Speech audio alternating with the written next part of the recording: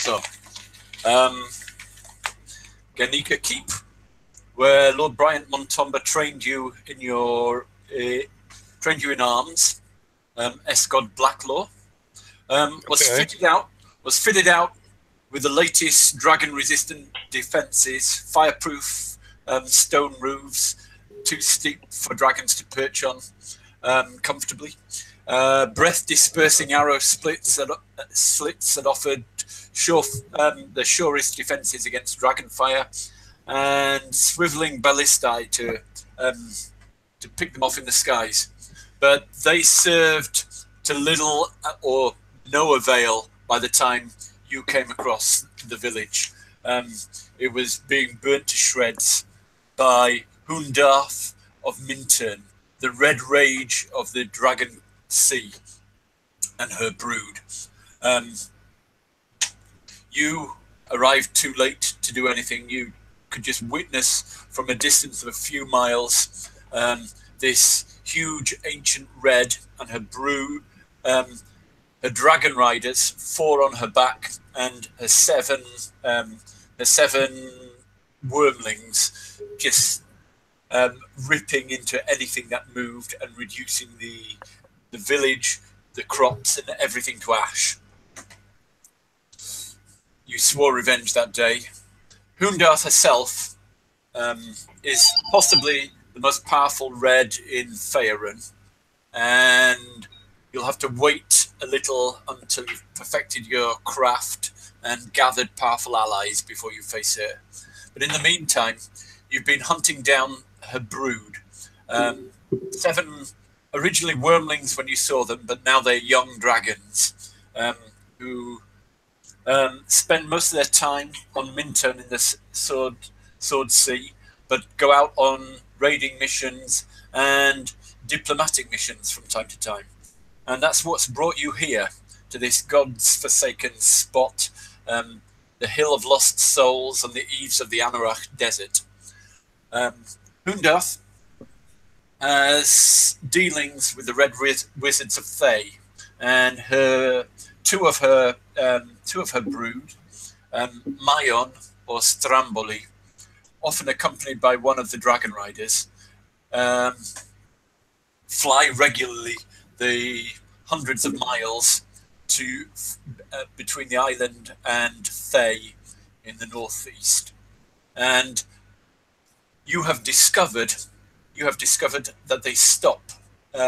One of their favorite resting places on the long flight is a spike on the top of the crest of the Hill of Lost Souls. It was once a long time ago a volcano, and round the dormant crater there is a crown with spikes sticking up, and on one of the spikes, one of the chimneys of rock,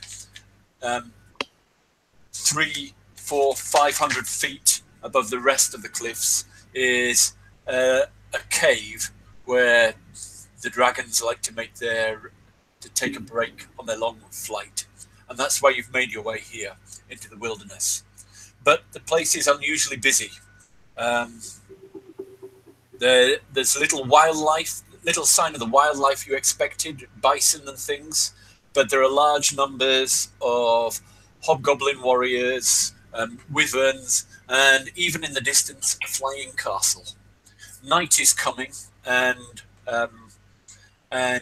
you are alone in a hostile wilderness. What would you like to do? It sounds like I'm surrounded pretty much by enemies everywhere. Yep. And it's night. Well, at least I've got the survival skill.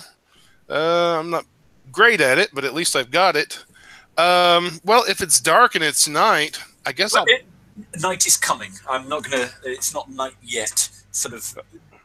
Okay. End of daytime, you can see it off in the east. The sun is setting on the mountains and on the flying castle as well. It's still lit up whilst you're in shadow.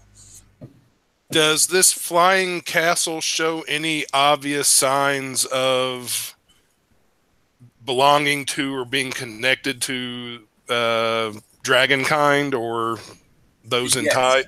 yes. As you watch it, um, you see. You're skilled with dragons. You're familiar with dragons, aren't you? I, So I speak Draconic.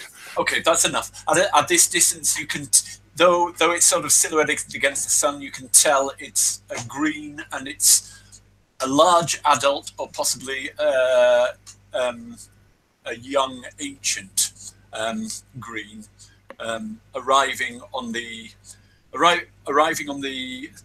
landing sort of landing platform or a courtyard on the outskirts of the floating castle, the floating rock, and it is met by you particularly notice three giants, but there are also sort of smaller things moving around, humanoid sized things.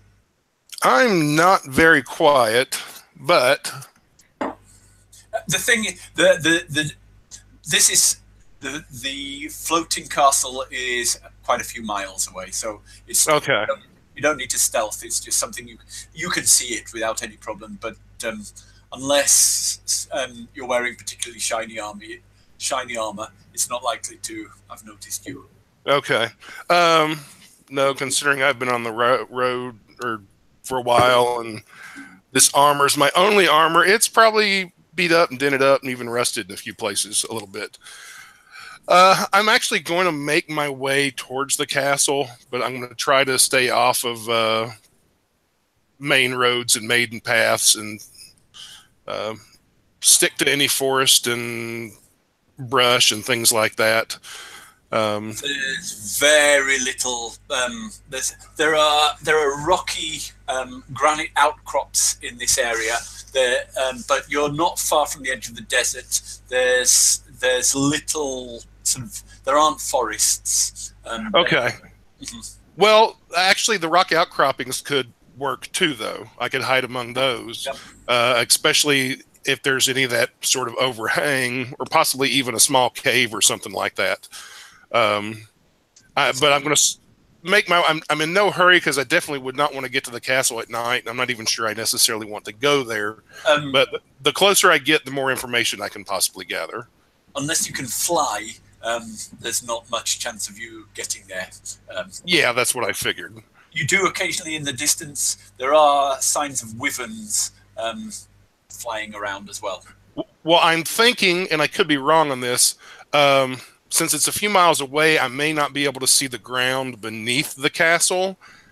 But I'm thinking it might not be impossible. There would be some kind of encampment down there of their sort of landed servants, so to speak. As you are watching the ground under the shadow of the castle, there's just a large, huge dust cloud rising up from underneath it.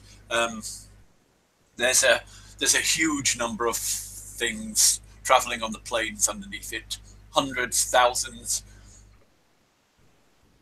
Oh, gosh. Well, I'll definitely go in that direction then, while trying to keep an eye out for any scouts. There are. I've told you about or I mentioned anyway, but I didn't sort of highlight. All the time you've been traveling, you've been.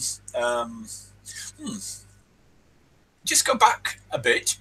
What would be There are scouting parties and scavenging parties of wolf riders in the area. You come across those before you get to the hill where the dragon rests. How would you deal, or how would you get past these scouting parties, or would you? Since I'm on my own, I would probably try to avoid them and stay hidden and move around them. If I ran across, it also might depend on how large the parties were. If they were, like, if I ran across an individual or even just a couple, I might be willing to deal with them straight on physically. But I also know, since I don't have a mount or anything, they can run a lot faster than I can. Yeah. So if I try to fight, more than say one anyway, others could run away and raise an alarm that, oh, there's an enemy in the area. So I'm going to take it that I'm, at least for the moment, on an information gathering, trying to get troop numbers and things like that. Basically whatever I can find out. So I'm going to try to avoid the scouts as much as possible. Okay. Then you're relying on your kind of alertness to spot them at distances and plan your route to stay away from them. Is that right? Yes. So I'd like you to make a perception roll first to avoid them and. Oh gosh. To spot them before they spot you. I got a 7. Okay. I'm not gonna run back into all this, but I'd like you to we'll say you've had quite a difficult time of it, and you have had some have got away. You've killed quite a few, but you've lost half your hit points, and you're down to, if you've got spell slots, you've used half your spell slots by the beginning. Well, I don't want to sort of go into details and actually go through encounters, but I understand. You've had a difficult time getting here, and there are people actively searching for you because they know you're in the area. If I had time, and I might not have, if I had time of those I had slain, I would take the time to see if they have anything important or valuable on them. Not just money, but I don't know, maybe some kind of written correspondence, orders, or anything like that. If I even had time to do that. Yes. You come across that they're auxiliaries to the dragon cult, and that they're but they seem to be working for a green dragon, one of the infamous green dragons of the Sword Coast, Chuth. You've heard of this one. It's probably Chuth who landed on the flying castle, and these are mercenaries. Mercenaries who have thrown in their mercenary bandits who've thrown in their lot for the promise of a big raid. That's what you've come across so far. Okay. Well, that's good information to know. Then I will keep moving. Considering the bad shape I'm in, when night falls, I will try to find someplace, either a cave or something, basically so I can get a long rest in to get my spells and my hit points back. And though I'm not particularly quiet, I do have survival skills, so perhaps I can use my surroundings to kind of camouflage myself once I've found some place to rest for the night. Well, a cave, if you find a cave, you won't need to camouflage or hide. There is the dragon cave that you know of that you could go to, but that would be a difficult climb. No, I won't quite do that. Okay. With this flying castle, and in recent times, you've got the impression that the Reds and the Greens, or at least Chuth and Hundarth, don't trust each other, and they're two sort of clan. There's politics going on in Dragon World, and these things don't trust each other too much. Well, they're evil and they're dragons. Of course, they don't trust each other. They don't trust anybody. Okay, so make a survival roll. It's quite easy to find a good place to hide. So I got a 15. I wanted 15 on the dice, so you've got okay. You find. Describe what you find. Hold up.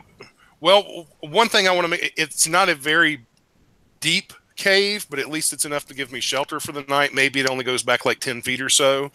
And my first thing I want to look for, and I'm guessing is not there considering this isn't a big cave, is I want to make sure this isn't like some animals, like some prey animals den, like a pack of wolves or a bear or something like that. But considering how shallow this cave is, it doesn't, I'm thinking it doesn't appear to be anything like that. It would be more of a temporary shelter, which is really all I'm going to use it for the night. Anyway, I will. There's not a lot of brush around, so I will take off my cloak, and wherever the ground is not like hard stone that I've walked for, say, the last 100 feet or whatever, I will take my cloak and kind of swish it across the ground like a broom to hide my tracks around the cave. And then I will move back as far as I can into the cave and cover myself up and sit down to eat and drink and rest for the night, hopefully. Okay, you do that, and yes, you have a meal and rest, and you can get your temporary hit points, or your hit points back if you like, from a short rest from your meal and resting there, before you hear a sort of, in the distance, you kind of hear a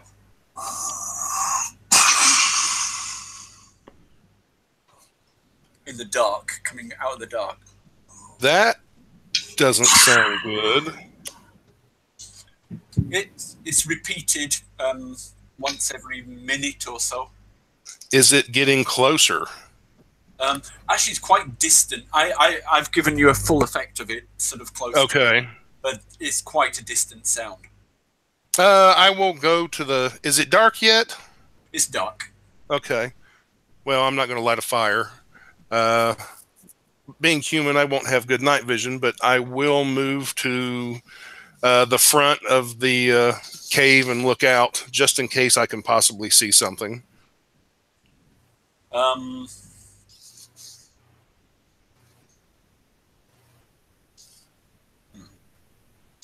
just thinking... It probably depends on how much starlight and moonlight there is, and where and what it is, I guess. You're looking. You haven't been able to get a direction on it, but now that you come out of the cave, your shelter, you do sort of work out which direction it's coming from after a while, because it's quite distant. And as you look in that direction, you can't see what's making the noise, but you can see distant sort of torches and glints coming from armor and weapons in that distance. Humanoids, but too far to really work out what exactly they are in the darkness.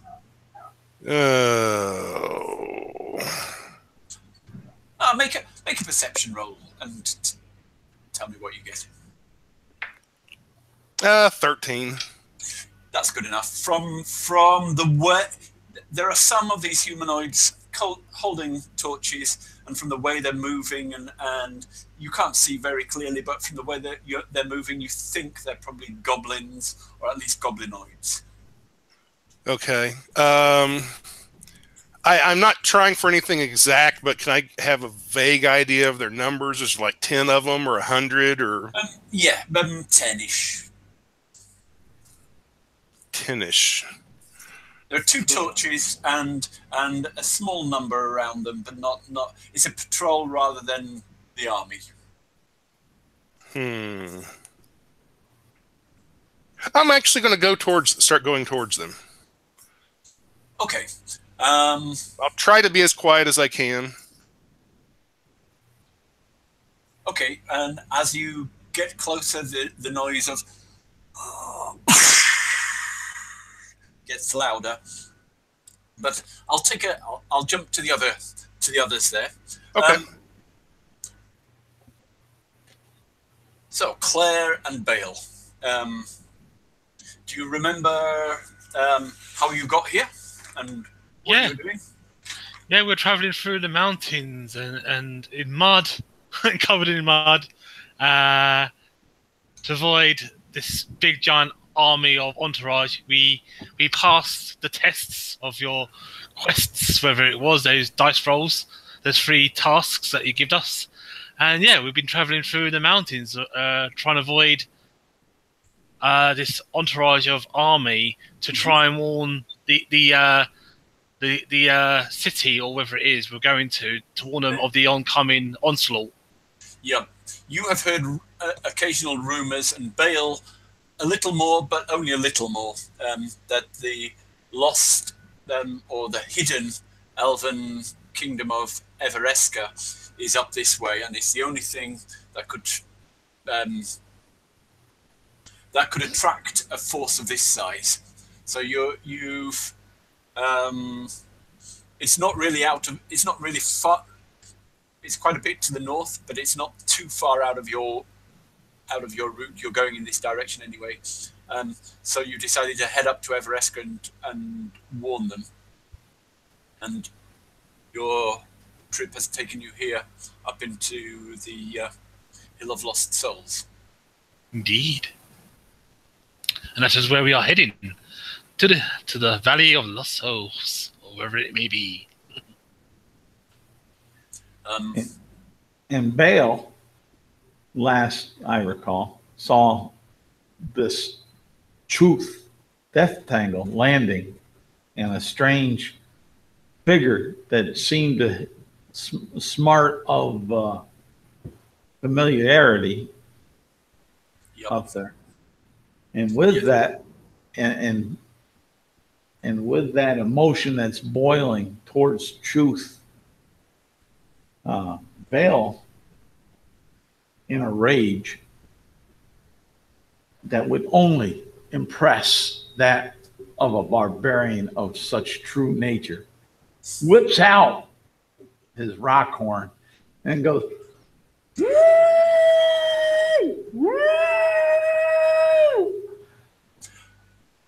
and raises Kamal in his hand up there, hoping that truth sees it as an act of defiance and that his days are numbered.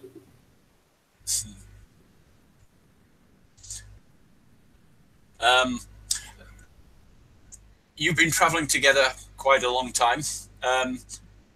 Claire, you know Bale's ways. Yes. He likes to cause a bit of racket. Well, he likes to cause a bit of. He likes to blow his horn on again, but hey, I'm a cleric / paladin in plate armor. I can't complain. I make a clangy sound, so I'm even worse than him. So, but anyway, but yeah. I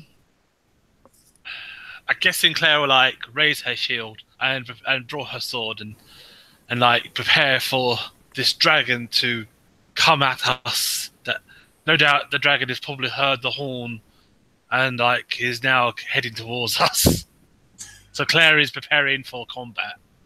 Okay. The sound of a horn echoes around the hills and everywhere.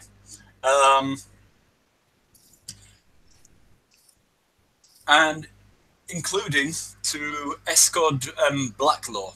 You hear, not too far away, a clear challenge or something that sounds like a horn blowing out.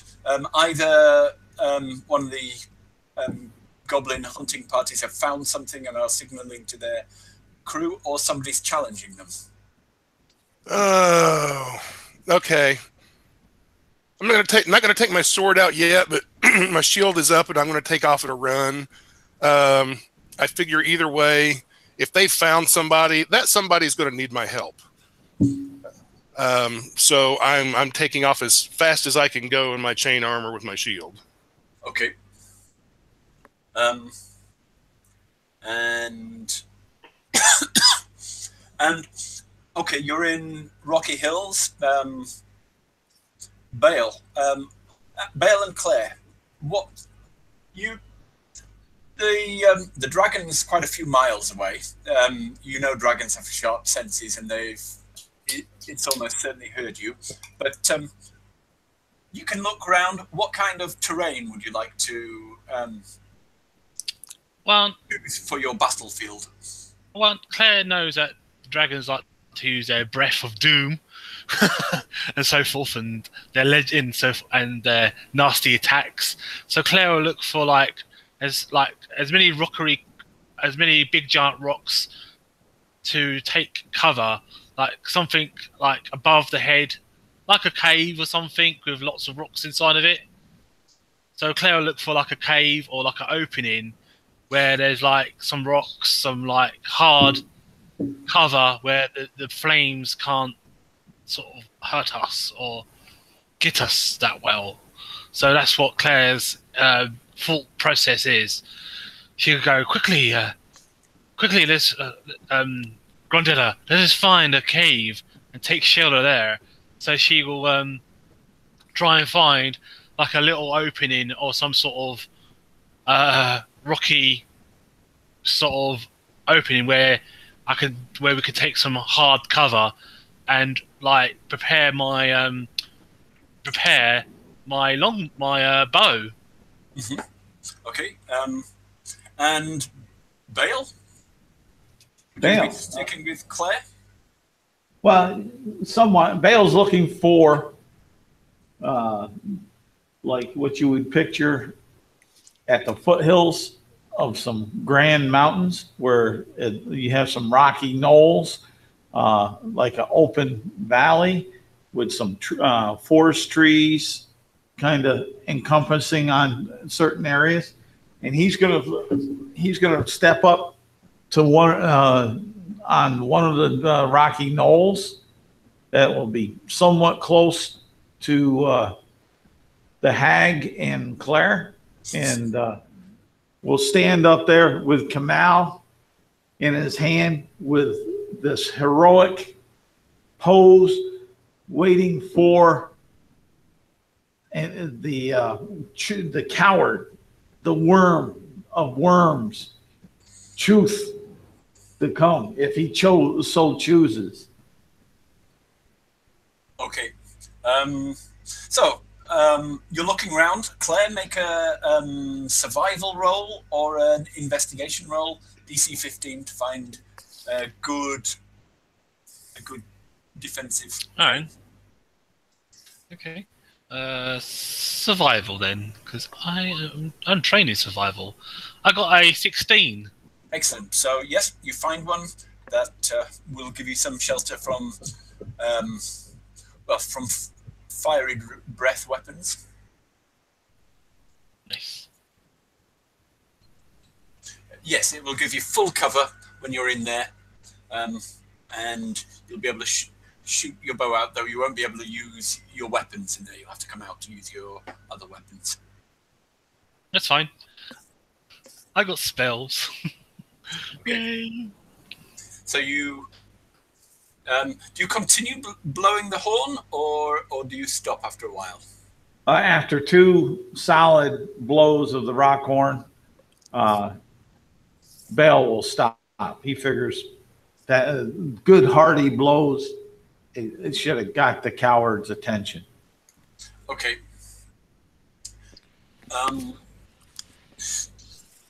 You got an impression of where the horn came from, but finding it exactly might be difficult. I'd like you to make a survival roll, please, to find exactly where the... Oh, no. I got a 5. Okay, yeah. You stumble off in the direction of the horn, but then you lose track of where they are. I'm actually going to cast... I'll actually cast Expeditious Retreat on myself so I can move faster. Okay. Yep. So I can get lost faster. Yes. Good. So you are wandering around a lot faster and moving fast, but at the moment, you do get the impression that there are other things moving. Though now you can hear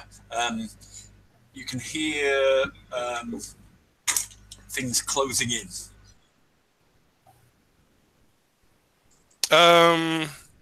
Are they making what I might consider enemy sounds, like gruntings, like? Yes. Great. When I say closing in, moving. Moving in there. You're in the vicinity of them in the dark. Okay. I'm going to guess that if they're not already there, they at least heard the horn. So I'm going to go in the direction that they are moving towards. Okay. Make a stealth roll. Yeah, this will be a good one. Have you got heavy armor? I've got chainmail, so I've got heavy armor on. That's a disadvantage. Yes, I got a 9. Okay. The other one was a natural 20, so that's blown. So, I'd like you to roll initiative, please, all of you. But we'll start. We'll start with Escott. Okay. Well, I did good on my initiative roll, at least.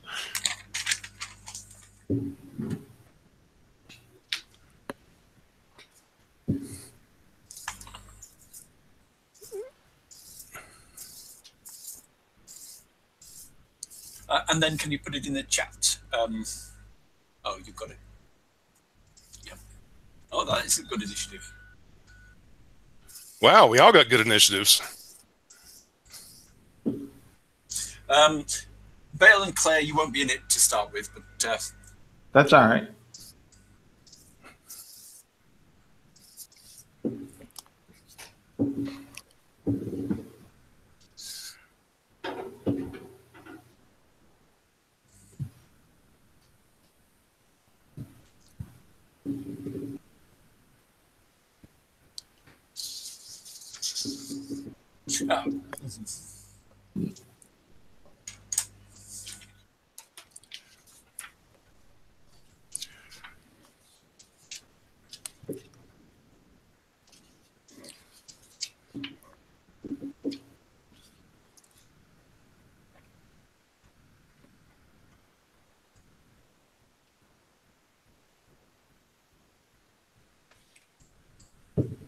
right.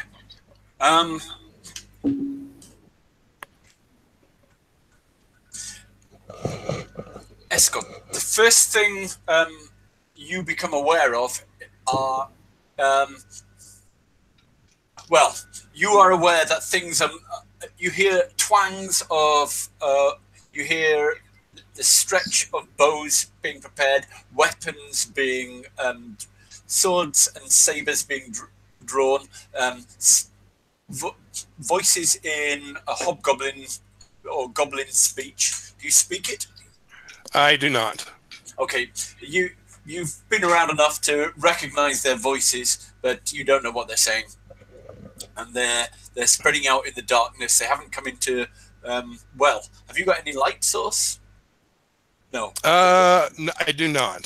So I could, but you're at the moment you're in sort of dim light, and you can only really see sort of a very short distance around you, clearly. And you know that they are around. You can hear them, but they're not close. They're not in combat range or melee range, anyway. Okay, I'm going to shoot.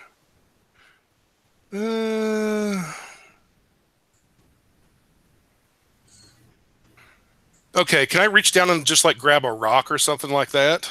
Yep. Okay, I'm going to do that, and I'm going to cast light on it, and then I'm going to throw it as far as I can. Okay.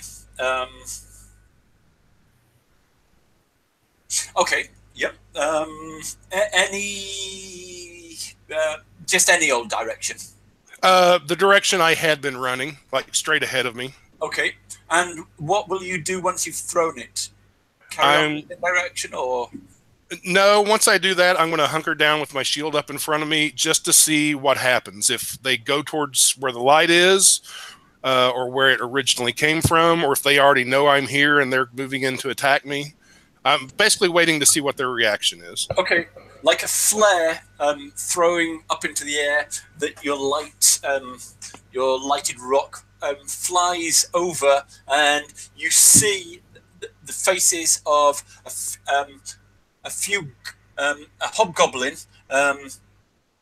hobgoblin whispering sort of under his breath commands at people who are sort of spreading out around you, and you also see the startled faces of some goblin archers as the light temporarily lights them up. And I'll give them, they're all going to loot. The 6 goblin archers are going to loose their arrows at you, but I'm going to give them disadvantage from the shock of your light. Okay. They weren't quite ready for that. So, you hear twangs as arrows start flying. Your AC is 18, is that right? It is. If I get hit, I have a reaction that can raise my AC 2 more to 20. One arrow comes in. So, what's your? Are you going to use your reaction against that one? Yes. It's called Arcane Deflection. It's one of my War Mage abilities, and yes, I will use that as my reaction to raise my armor class to 20. Okay. For this turn. Is that just against that attack, or is that against all attacks? Let me double check. I think it's just against the one attack, but it might be like for the full turn or something like that. Come on.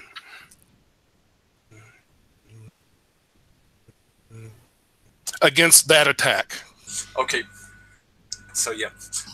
Okay. We describe what happens then as this arrow is flying true towards you.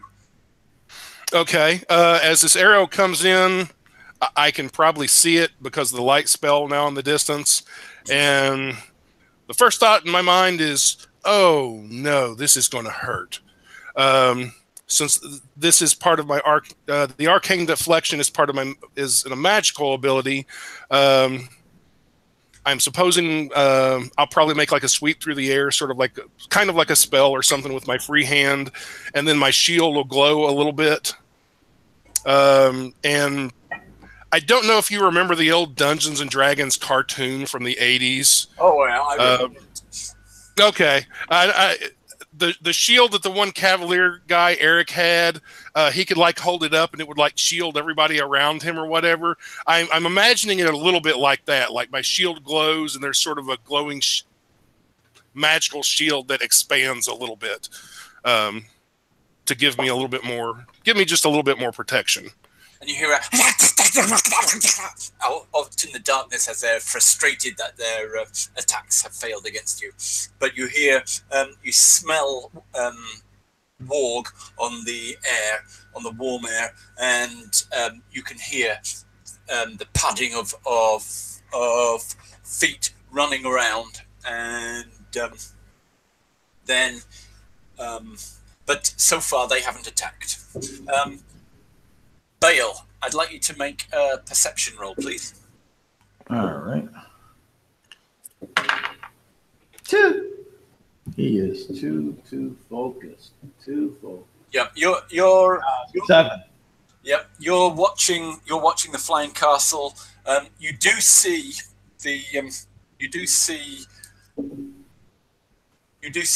Chuth appear on the edge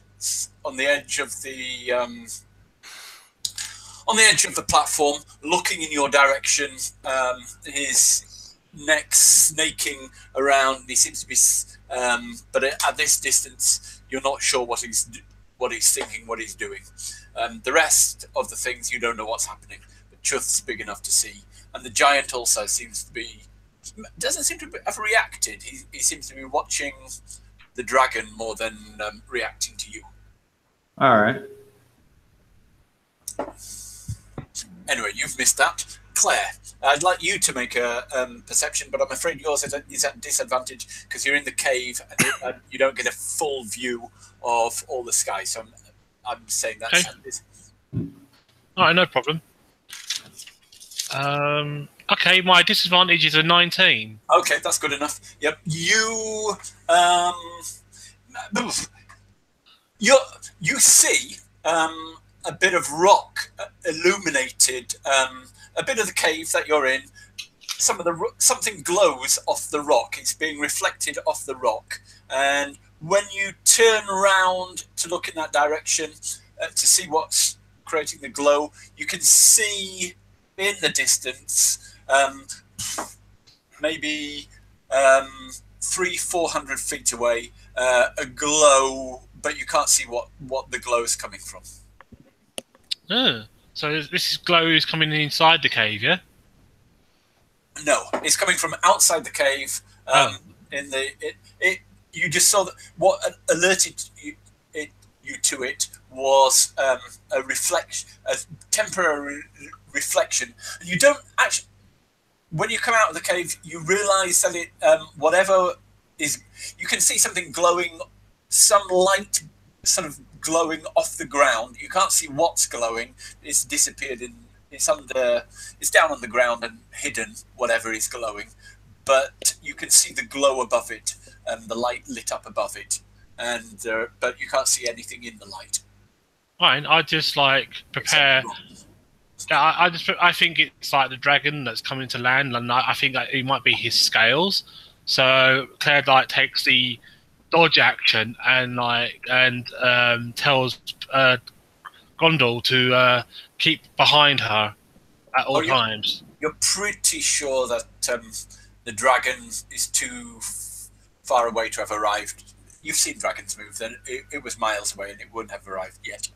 Well, no, Claire doesn't know that, but you know, she thinks it could be like the glowing of the of the scales from a dragon. So she's not 100% sure. So she's taking extra cautions just in case. So, okay, we're back to Escod now. You're vaguely aware that you've been surrounded. There are enemies on all sides of you now. You're in the sort of center of the circle.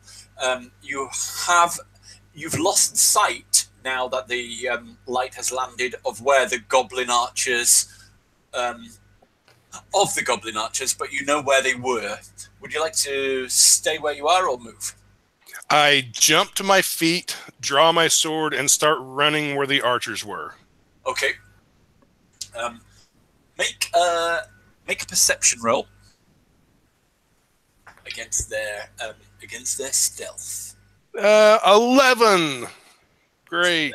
To be honest, there are 6 of them, and there's a good chance that you'll spot one of them, though not many of them.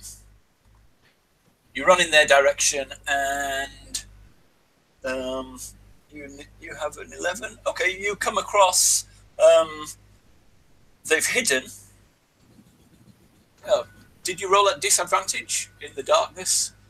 Oh, I did not. It could be worse than that. Yeah. No, 11. 11. Okay. You come across. Yep, you come across 1. No, 2. You come across 2, trying to hide, but they're not completely hidden. They've got bows, and they're getting their bows ready to fire another at you. I will charge right up to them, and are they fairly close together, within 5 or 10 feet of each other? They're arguing with each other about whose hiding places were supposed to be. Oh, okay. I will run right into them, or right up to them, and... I get 2 attacks, and my first one, I'm actually going to, I'll swing my sword once at each of them. Okay. Do I have the disadvantage because it's dark? In melee distance, I'm going to say you can see 5 feet in this light, clearly. Okay. Enough. So you'll be all right. All the rest, you don't know where they are, but... the one on the right, I only got a 10, so I probably missed him. Yep. Oh, the one on the left, I got a natural 20. Oh, describe your first kill. Oh, okay. Let me see. Well, it's a total of 15 points of damage. Or no, I take that back. 18 points of damage. Well, I swing over at the one, and I'm guessing whatever armor he's kind of has, probably leather or studded leather or something. My sword just kind of hits a stud and bounces off. So I twist my hand around to stab at his buddy next to him, and he's got his arm raised because he's yelling, or he's arguing with his buddy, and right underneath his left arm, my blade goes right up into his armpit, into his heart. And he goes rigid and falls on the ground. But at that moment, arrows start flying towards you from all sides. Great. Flying wildly, just one of them will hit unless you... I'll do my reaction to get an armor class of 20. Last minute, you turn aside that attack, and then suddenly the wolf riders come charging in at you. The first one, first warg. Well, I'll just do all three at once. Yeah, kill me quick. Your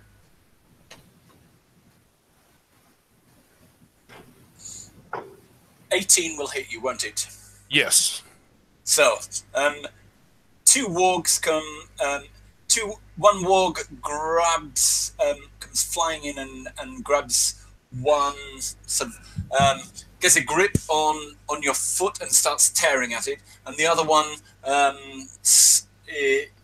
gets a grip on some slight loose bit around your waist and starts tearing there.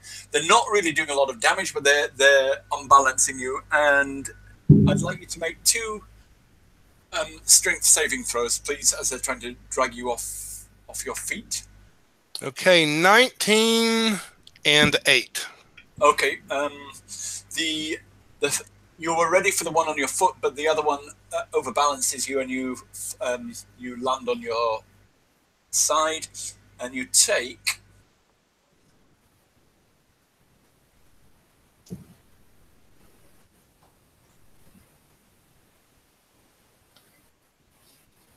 'a total of.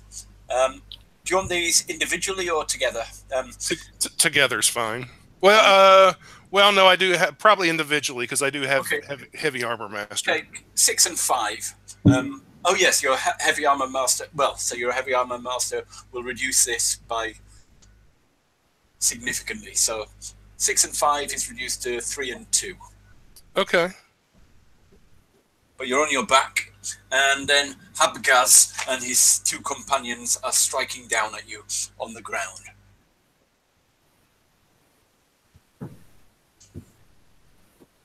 Finish him. We will take his head. Yeah.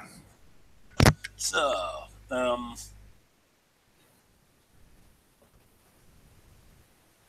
because you're on the ground, they have advantage. Ooh. That sounds like a crit. That's a crit and 2 hits. Ooh. And that's all right. I've got something planned for them. And they've got martial advantage, so they're gonna do quite a bit of damage here.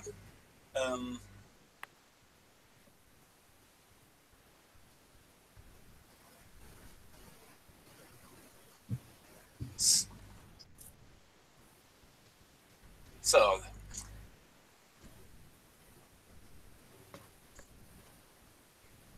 first one does 19. Ooh, okay. Oh no, sorry, it's not 19, it's 17. Second one does 12, and the third one does 8. Okay. And you hear the Sandmen sort of screams of victory as they're laying into you. The others Bale and Clay, you hear this off in the distance, but you can definitely hear combat has broken out. Oh dear. Bale, Claire doesn't have no clue. It'll be Escott next. Escott, you're down on the floor, on your back, being savaged by wolves and hobgoblins. Okay, so it's my action then? Yep. Okay, well, first I'm going to take a bonus action and do a second wind to get back 14 hit points. So that will help a little bit. And then I'm going to shout out death to all those who serve the scaled ones. And I'm guessing they're all kind of like standing over me, stabbing and biting down at me. The wargs and the hobgoblins are, but the archers are at a distance. Okay. Well, I won't worry about the archers just yet, but I'm not even going to stand up. Just laying there on my back, I'm going to cast Burning Hands straight up. Or I'm going to cast it as a second level spell. Okay. At the wargs and the riders that are over me. So dexterity saving throw against the DC of 15.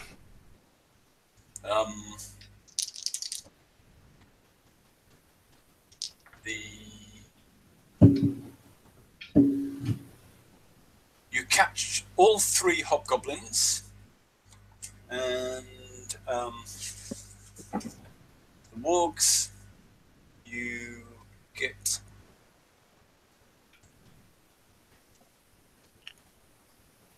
only one warg manages to get out of the way. All the rest are flames. Well, he'll take half damage then. My total damage was 15. Okay. Okay, so 15, you say? Yes. Okay, so that's... Yep. And since this is a 15-foot cone and I'm basically shooting straight up, I'm guessing fire shoots 15 feet up in the air. Yes. So there's a clear flare of where you are. Yep. Now the archers will know for sure where I'm at, if they didn't already. Good.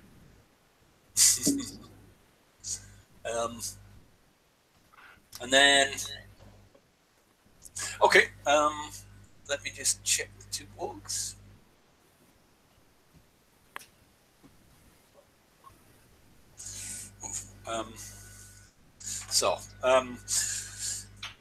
You destroy the 3 hobgoblins. One of the wargs turns and runs. The other 2 are injured, but stay there. Bale, you see a 15-foot cone of fire just rip into the air with wargs and hobgoblins silhouetted against it, burning and falling burning into the dusty undergrowth around. And he might have heard me yell too, depending on how far away they are. Yep. That's going to be. That's going to be my question. 300 feet, approximately. Okay, 300 foot, or so. Then, and I see hobgoblins and wargs running. The hobgoblins seem to be just in the death throes, but you can see one burning warg running, and another 2 are attacking whatever's there. All right. I'll go ahead, and the ones that are there attacking this flaming beacon, I'll go ahead and take a shot at each of them. Okay. And I'll use my sharpshooter. And on the first one, I'll use my Colossal Slayer if I hit. Okay. And on the first, let's see. All right. The first is a miss. I'm pretty darn sure of that because that'd be only a 14. And the second. 14? No, that's good enough to hit. Oh, is it? Okay. And let's see what the second one.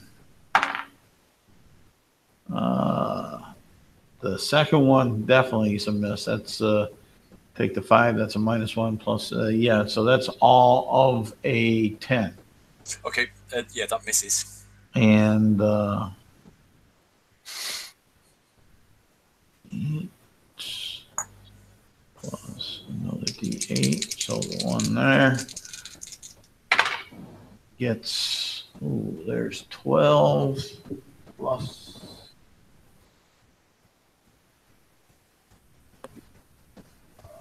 12 plus 4, 16 points of damage on that first one. Okay.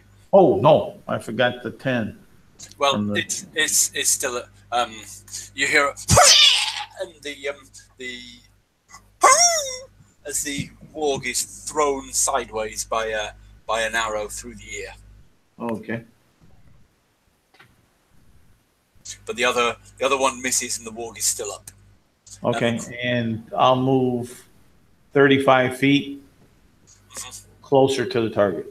Okay, moving as you come, and you hear yelps from up ahead. Claire, what would you like to do? I'm guessing I like to move 30 feet towards the screaming and fighting a bit, and take my longbow and take a shot as well. Yes, you can. Yes, you can take a shot at the. There's one warg left in the remains of the light. Fine. Whee. Oh. Does a 12 hit it? You're at long range, so this is at disadvantage. Yeah, a 12. Okay. It just grazes past, so you don't do any damage. Okay. Alright. But you're closing. That's all I can. That's all I can do, really. So, on the ground, Escort, you're aware that arrows come flying in. The warg also, but the warg is in. The one surviving warg is in pain. No more arrows come flying in from the darkness. Where the goblins seem to have scarpered, but the warg in the pained warg is still biting down at you. And you're still on the ground. You never made any effort to get up. So,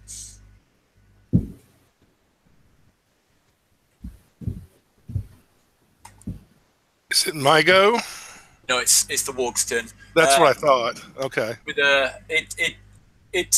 it shifts its grip to your throat, and it's trying to get through the chainmail, but it's not really doing much. It's not very successfully, but it's leaning down on you, making it difficult to get up, and it does.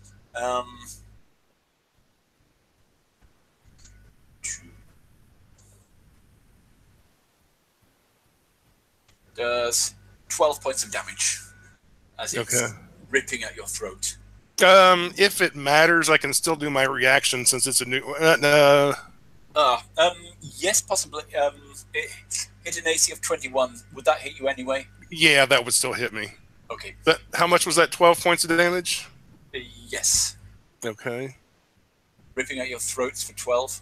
But you can reduce that. I'm not reducing it. I would. Okay. I'll do it on my end then. Okay. Yeah. And you're underneath this warg now that's ripping away at you. Okay. I'm not going to, or can I go now then? Yep. Okay. I'm not going to stand up fully, but I am going to get up on one knee because there's arrows flying. It's like I don't need to stand up if there's arrows flying, but so that I'm at least not on the ground anymore. And I will take my sword and slash twice at this warg. I got a 13 and a 23. Okay. Both find their mark. Okay. For a total of 21 points of slashing damage. It it's slavering at your mouth, at your face, but then the final one, you feel its sinewy muscles sort of loosening around your throat, and it drops. It drops twitching in front of you. It's still sort of struggling, trying to pull its entrails away from you as it's in its death throes. But you can hear the sound of things approaching in the darkness. Great. What would you like to do now?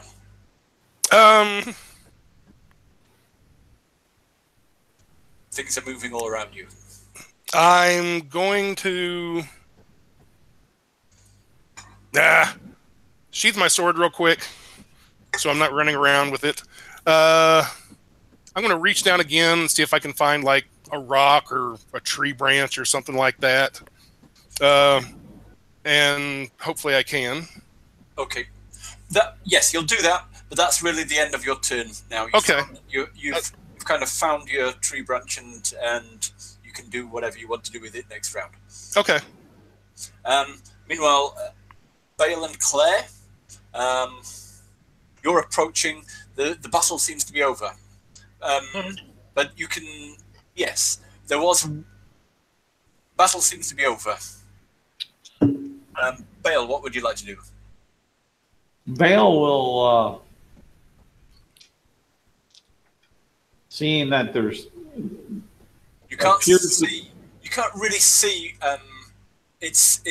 You're still more than 250 feet away. You can't make it out in the darkness. What Bale's going to be doing is that where he sees no threats at that juncture, because he can't see, he'll just do a dash towards the point where he was shooting his arrows at last, and where he would see some burning remnant, possibly. Yep. And Claire? Fine. So Claire casts light upon a arrow tip, and then shoots it towards the fight that she saw, and hopefully just hit the ground somewhere, and let it emanate there, so she can see where to see if there's any survivors or anything like that. I'm going to do it. Roll a d20, and with a 1, they'll be friendly fire. roll a d20 at disadvantage. So roll 2 d20. If either of them are 1s, you'll have got him with friendly fire. Okay. I got a 9 and a 21. Yeah. Okay. Yes, your light. For a second in the distance, you see. Actually, now that you're all sort of looking around, looking for danger, this will be the first vision you'll have of the other people. So, Claire, describe what, at a distance, Ty's character would see. Describe what Claire looks like. All right. So I guess it depends on how far you can see as a human being. Human beings can see 300 feet in light. And you have a light spell, so at the moment your light appears, you can see. All right. Okay. So you see before you a sort of red hair lass sort of thing, wearing sort of dirty, sort of whitish robes, with some sort of gold, sort of sun, some sort of sun, sort of markings on her chest, but the dirt and mud has sort of smudged it out a bit. You can see she has the arrow in one hand, and the other hand is freed from the string because she's holding the bow, and on her back you can see the shield and her weapons sort of sheathed, type thing. And then beside her you see her squire, Gwendolyn, who is this girl about 12 or 13 years old, maybe. Yeah, 12. With sort of like short, scruffy, blondish hair. That's probably all the Scruffy blonde. impression you get. That's about all the impression you'd have time to get from the time that the light is there. Yeah. But that's what you see. Is like you see this like woman. You know, you're not sure, but yeah, that's all you see. And then similar to your light spell, the arrow arcs through the sky and lands somewhere behind you. So you're not directly in the light, but it's enough to give an impression of a silhouette of you. So what would be the impressions that the others would get of you? Escod is a fairly bulky, strong-looking human male. He's about 6 feet tall, maybe an inch or two even taller than that. So he's a fairly decent size. He's armored up. He's got chainmail on. Is carrying a large round shield. He's got like a Saleh helm on covering his features. And as he's standing up, he probably just looks tired and beat. I mean, he's obviously wounded, but his armor's got blood on it and dirt and rust, and it just looks like this guy has been through the ringer. And he'll pull out or he's got his short sword out, but he just looks tired. It's almost like he doesn't even want to quite hold the sword up. And since the Saleh helm probably wouldn't cover his chin, you might be able to see that he looks like he's probably got about a week's worth of beard growing there. Nice. So we'll move out of combat, and you're aware that you're approaching each other. You're also aware that you haven't dealt with all the goblin archers, but they've skulked off into the darkness, and you've lost track of where they are. Escod's going to go over to either a rock or a tree or whatever would hold his weight and just kind of lean against it to catch his breath. Bale, you'd be the first one there. If you want to be the first one there, what would you like to do? He'll survey the site. He'll have Kamel out with an arrow kind of ready when he reaches there and comes to a graceful sliding halt. And in Draconic, he'll holler out, "Coward, show yourself! Truth, I'll get you, you worm."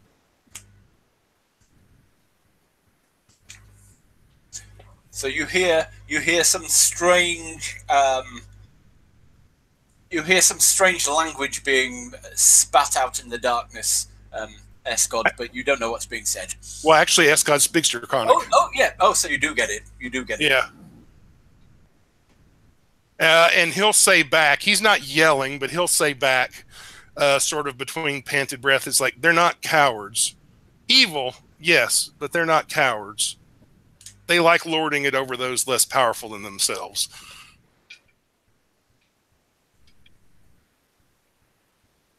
They'll say, they're all cowards. Well, to each their own then. And he can see Bale. Escod will actually stand away from whatever he was leaning against, and he'll kind of hold his sword up in front of his face, and like he's giving a salute, almost. And then he'll say in common, "Many thanks for the aid with your arrows." And you're speaking into the darkness. You're only vaguely aware of where he is at the moment. You've heard his voice, but you haven't seen him yet. Okay. No, I'll still do that, thinking he can probably see me. Bale would just do what he was doing, coming sliding, looking for the area and what's going on, and trying to find all bodies or individuals that were involved in the combat or conflict, and if it's still a threat. There were some goblin archers, but they ran away. Cowards, they are. Cowards, all. Well, they definitely are cowards. I'll agree with you there. I'm sorry, I've got to do this. You hear a twang in the darkness, and an arrow comes flying towards you. Reaction! Coward! Not coward! Oh, a 23. Ooh. Twang! So you're hit for 7 points. Okay. And I'll yell into the darkness from the direction the arrow came, if I can tell it. It's like, yeah, and a coward wouldn't have shot from the distance in the dark. He would come out and face me like a man. You hear the goblin laughing in the you get the impression of which direction he is, but you're not sure where he is in the darkness. I'm just gonna I don't even have to see him.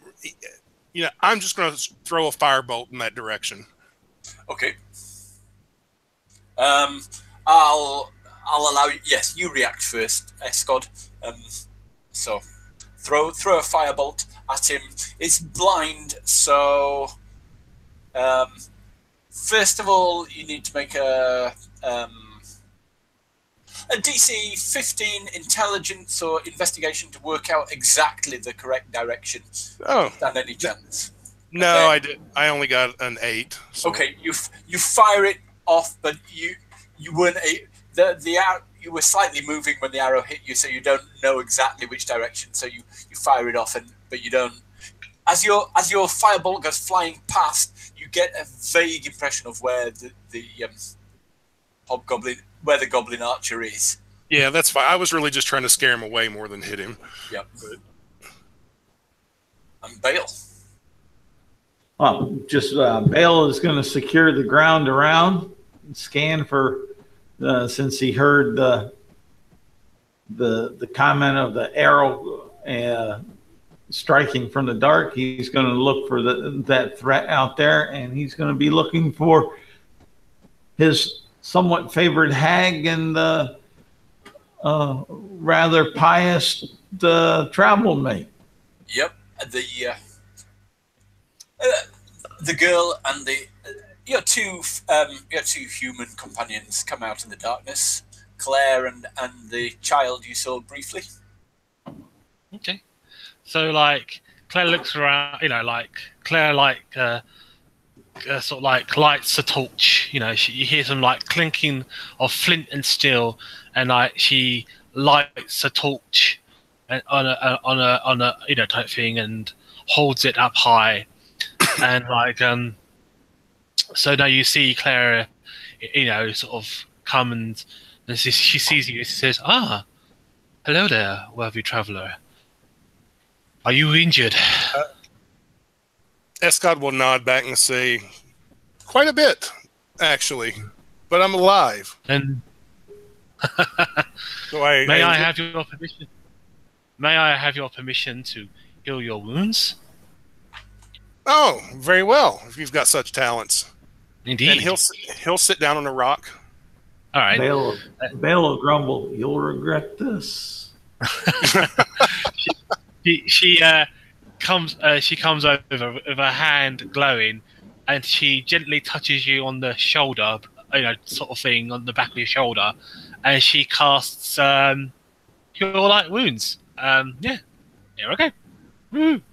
And you will get 14 hit points back.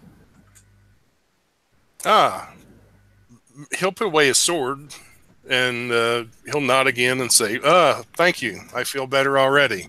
Many thanks. You are most welcome. My name is Escod. I am Claire Valentine. It is a privilege to meet you. She offers a general handshake. He'll shake her hand. Awesome. This is my good friend, the Ranger. I guess you already met him. Bale. We've been around one another a little. And actually, you've heard of each other. You're both. I mean, or you'll have heard of Bale, and Bale probably will have heard of you as you're both interested in dragons, and you've heard exploits of the others hunting down dragons.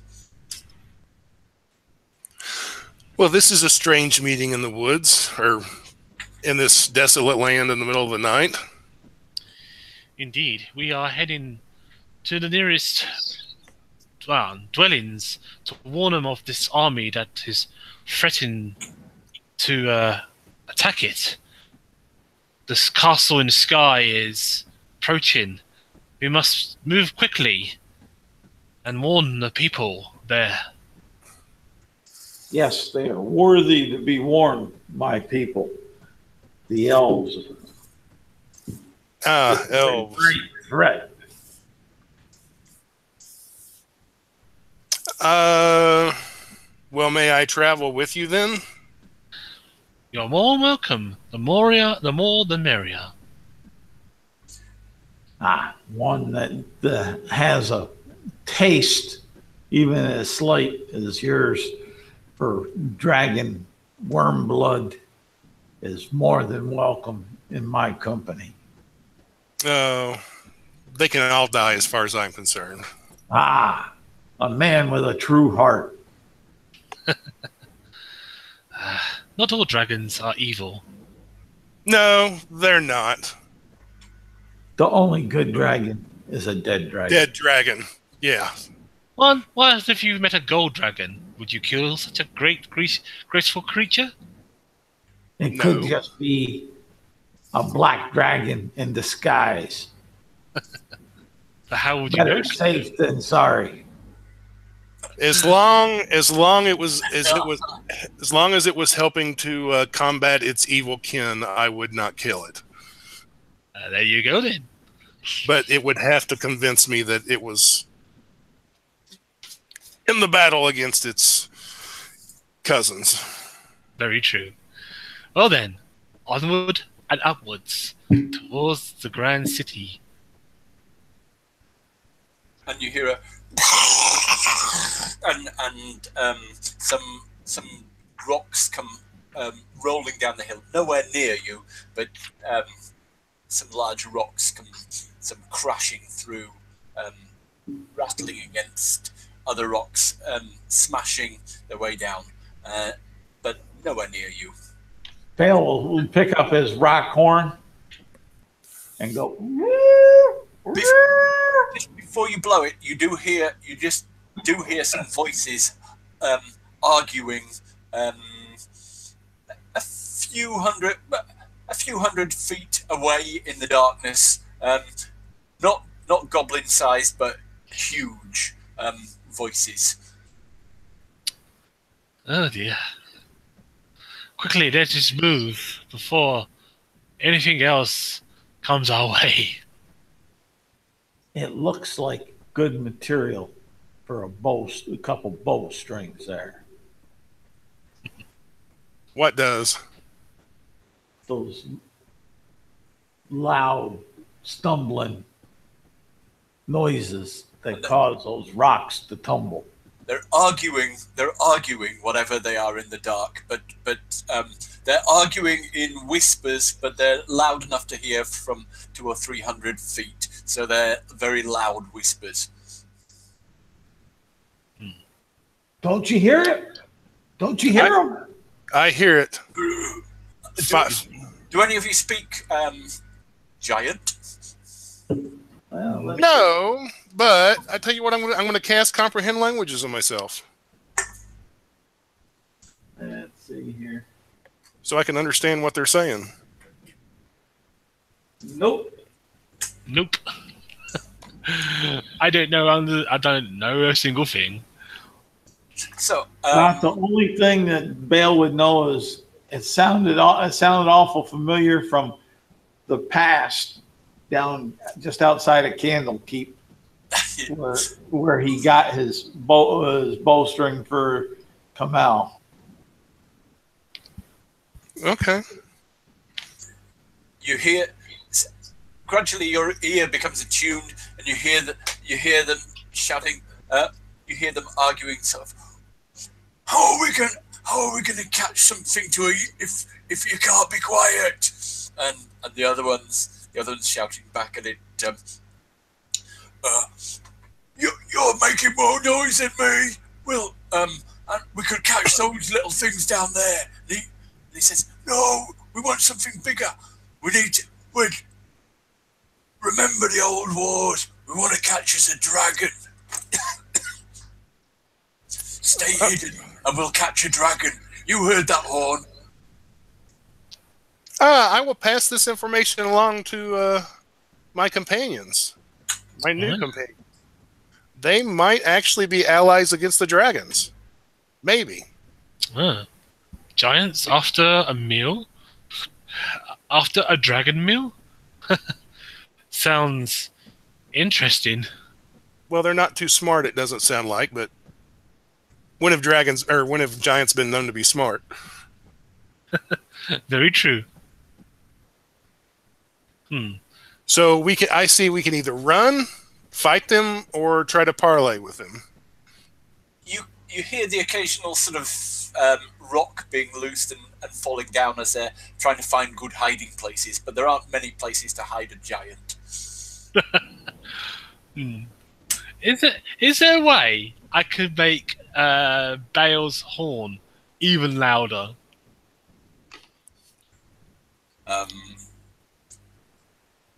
Can you suggest a way?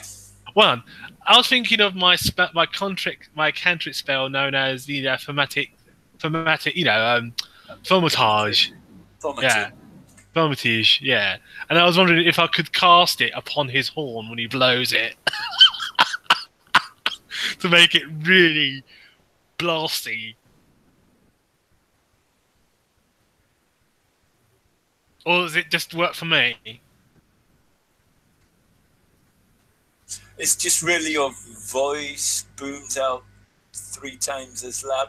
It can make it slightly. I'll say it can make it slightly louder. Okay, because I wasn't sure. Because I thought it'd be a cool mechanic if you could do something like that. It might be louder if you're the one blowing it.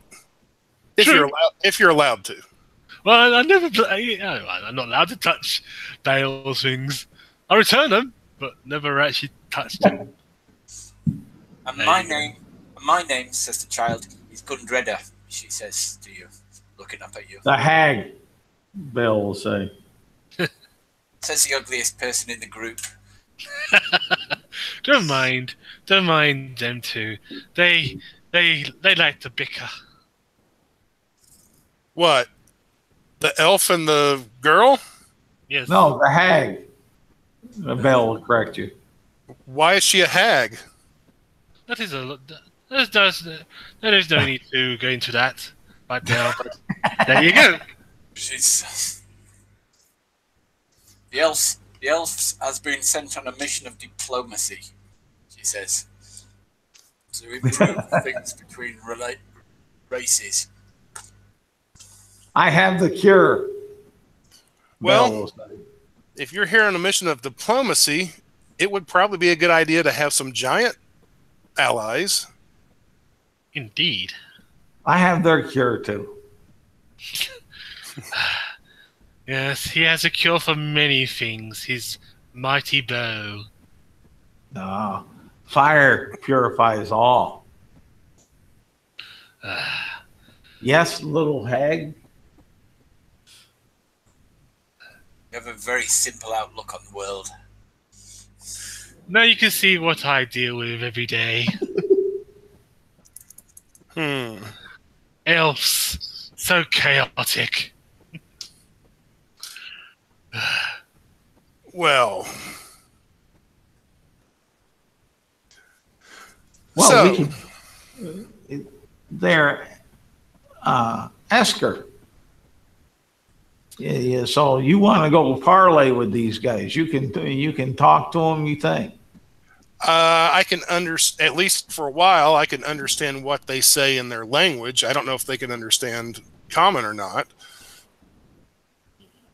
Well, if you want to go and parlay with them, we can go and parlay. You hear one of them saying, "What are they saying?" Or whisper, "What are they saying?" And the other one saying, "Shut up and try to listen in." Good bowstrings. Good bowstrings. You're actually listening to. There are 4 different voices. You hear. There's 4 of them.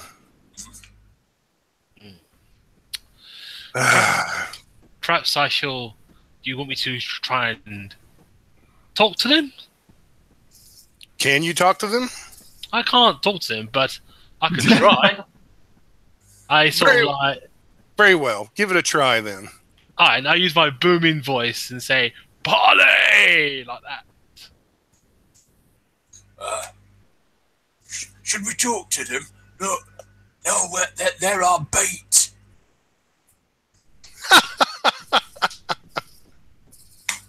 Don't talk to the bait. Apparently, we're their bait. They're trying to get a dragon here so they can kill it and eat it, and we're the bait to get the dragon here. I see.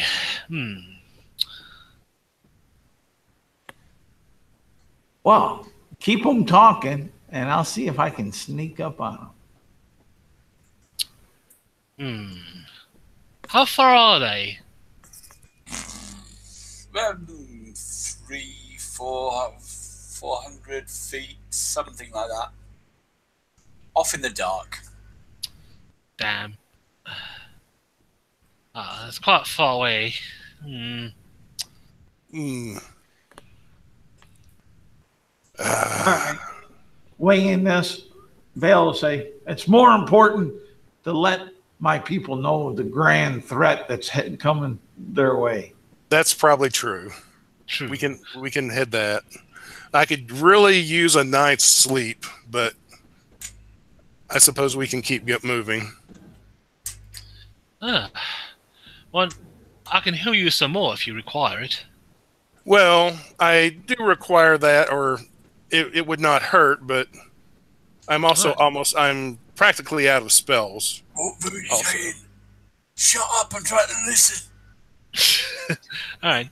So once again, Claire's hand glows with a mighty bright light, and she touches your shoulder blade and clasps "Cure wounds," and you're cured for 18 wounds. Oh, that's exactly what I needed. Thank you. As Claire's doing that, Bell will push his hand on up towards the sound of those voices, and he'll cast Eldritch Blast towards that direction, and he'll have them take the form of mountain lions, jumping towards them, but it has no hope of hitting them because all he can do is 240 feet, and they're out further than that. But it's there to more for effect to maybe quiet them down or scare them off.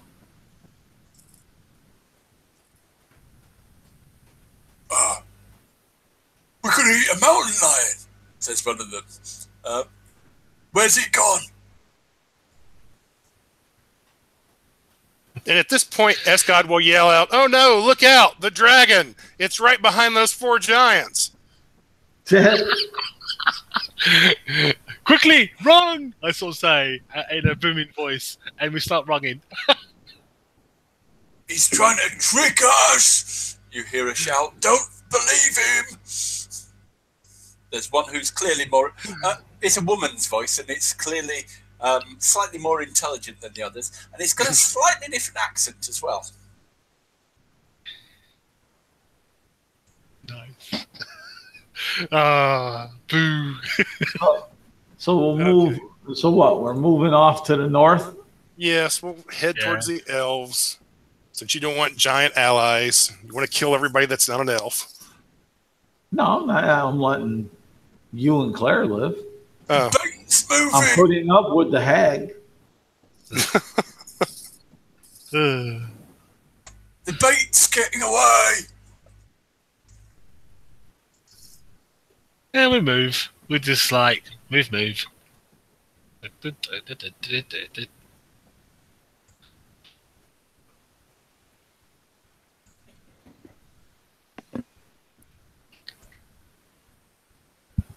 Okay. So you've been traveling all day and you're pretty tired. Are you going to push on through the night? Oh, no. We have some members that need their rest. Sure. All right. Maybe move on. Maybe move on for at least an hour or two to get away from those giants. Yes, let us try to lose. Even if they're not a threat to us, they might draw a threat to us. We could only hope. Bell would say. But Bell will definitely take the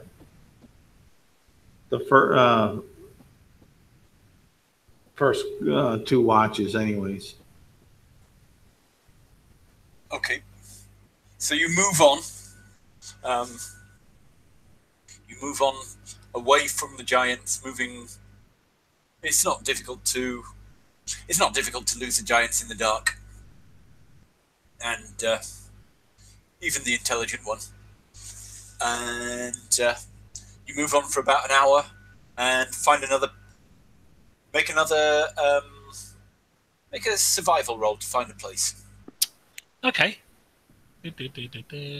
I will help you if it gives you advantage. Yep. Awesome. If you've got survival, have you got survival, Claire? Yes, I have. Okay. Alright, I got a 23 with advantage. Okay, you find a good place.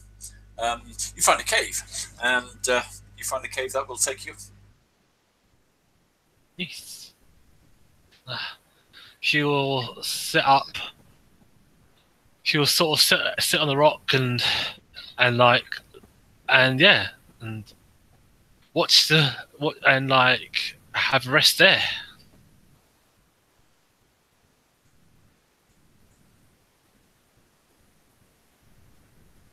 Okay. Bale will be on watch, and he'll be moving around the cave, keeping an eye open on things, and he'll go ahead and try to mold up some mud to look like bear dung, and have it placed there within 2 feet of Claire and Grundretta's pallets. Okay. And then that's all he's going to be doing, watching and setting up for a prank.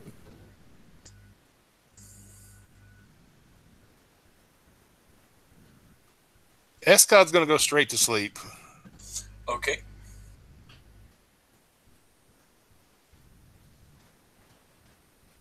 The giants tried following you for a time, and you're not that difficult to follow because 2 of you are human, can't see in the dark, so you're not as stealthy as could be, unless you have any way. Nope. No. Yep, you're in heavy armor and not stealthy, so they're also, giants are not very good at stealth either, so you're aware that they're following you at a distance.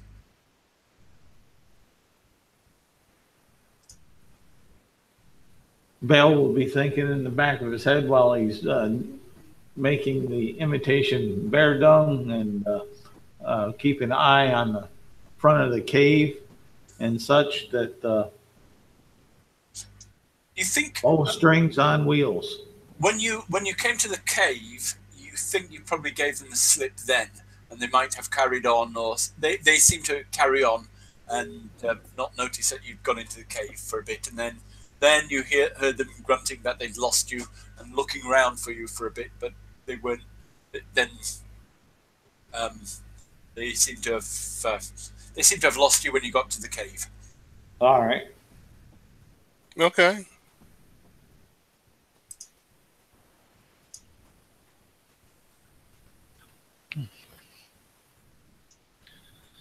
Yeah, we just have a long rest.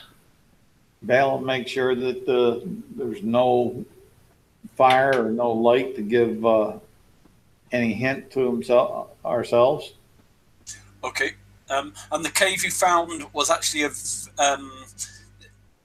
there's some pine needles or some sort of warmish sort of. It's quite a comfortable cave. It's not cold or dry. It's not cold or wet. It's a comfortable cave to sleep in, and a very good cave actually. And you sleep comfortably through the night, watching out. You do get the impression. You do hear wyverns flying around in the night.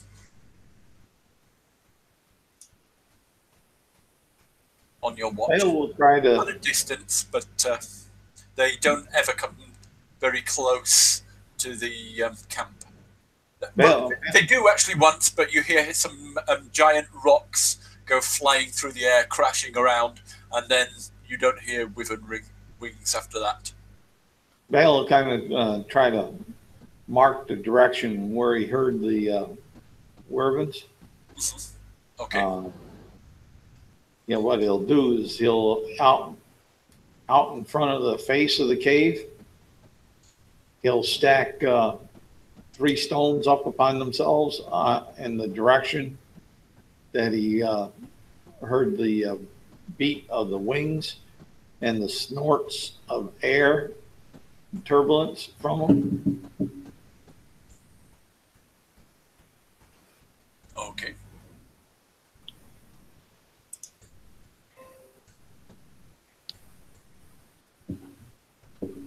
And then dawn comes. Dawn approaches. All right. As soon dawn approaches, Claire gets out her prayer wheel from her bag, sort of thing, and goes upon it and prays to her God, and gathers her spells for the day. Facing giving your reverence to Lathander. Yes. And what's everybody else's morning ritual? If you have Escod will get up and eat a light breakfast first, so his stomach's full, and then he will spend a little while with his spell book, going over spells for the day. Bale will cast Goodberry, and he'll eat a good berry, and he'll offer all in the party a good berry. Thank you, Bale. There's some sort of goodness in your cold, nasty heart, I see.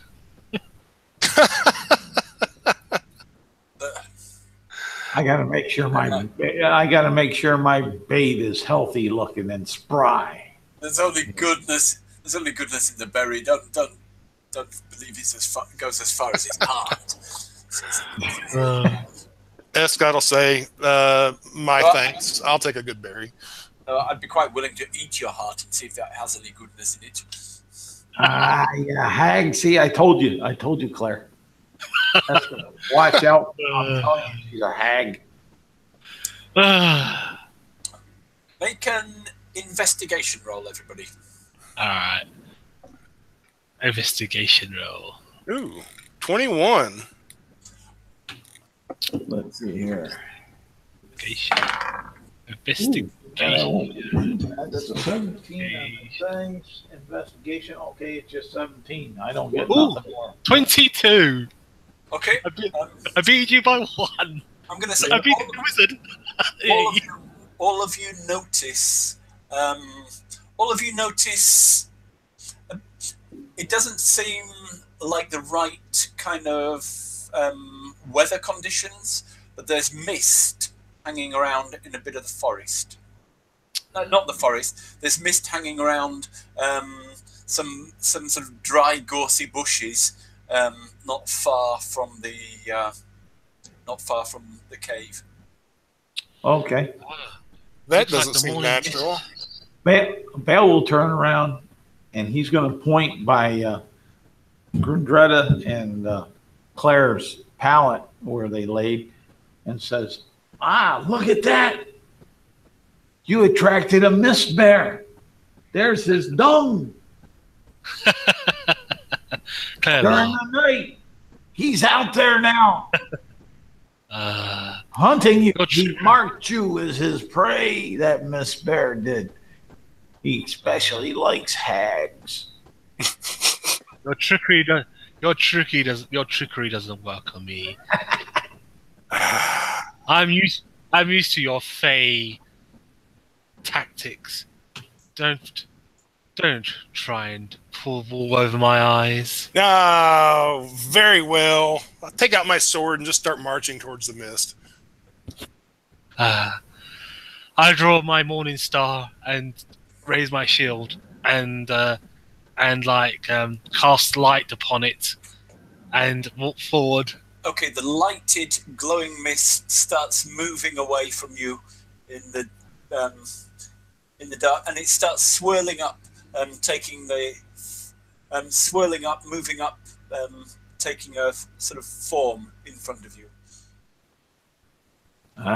There you go. That mist bear, I'm telling you. It looks a bit bigger than a bear.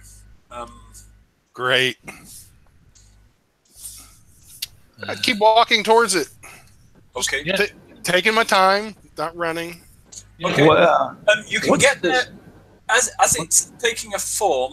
A large. No, it's getting bigger and bigger. It's a huge form in front of you. What's the form look like? Solid, humanoid, but huge, Okay. giant size. It is the giant. Would you like to attack it before? Would you like to attack it before it sort of solidifies, or do anything? Actually, Can I cast? What is a giant humanoid? You can all do one thing before it sort of solidifies, and I'll go through just in the same initiative order that I had before. So, Escod. Escod will stop 40 feet away and stand there with his shield and sword up and shout at it, announce yourself, friend or foe. Okay. And that's all he's doing for now. Bale. Bell will find cover and say, didn't we see something like this in the town there where it's attacked the household we were in? Something that was after the blue sapphire? And Claire. Is it humanoid? You choose. You decide. Well, I don't know. I mean, is a giant? Yeah, I mean, a giant is a does it class? Because I want to cast a spell, and I want to know does a giant class as a humanoid or not? Make an intelligence roll. All right. Make a Arcana roll. Arcana. All right. A spell. Okay, I got a 19. Okay, you think that you're not absolutely sure, but you think that your spell will not affect the giant. If it affects Okay. All right. That's a shame. I can see. Oh, it's a creature. Yep. So, yeah. All right. I will attempt to use command on the creature, and my command is to go prone. So what's your one word you're saying to it? My one word is drop. Okay.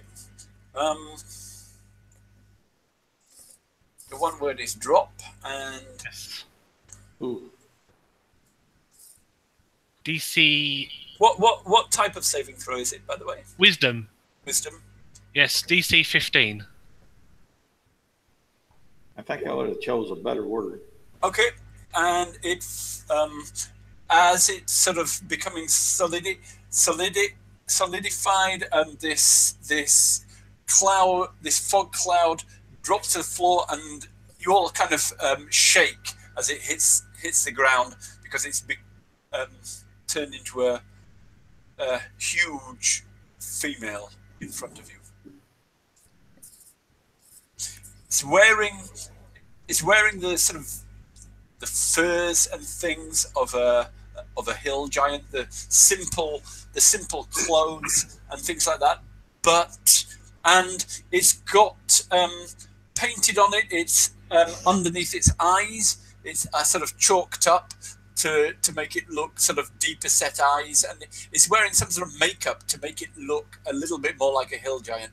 But at this range, from a distance, you might take it as a hill giant, but from this range, it looks like a young version of another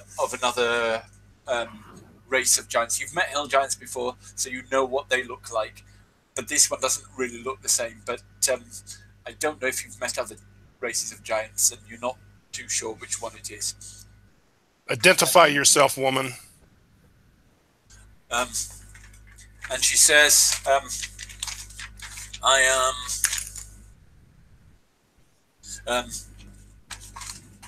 am Katrina. I am Katrina of just 1 second. I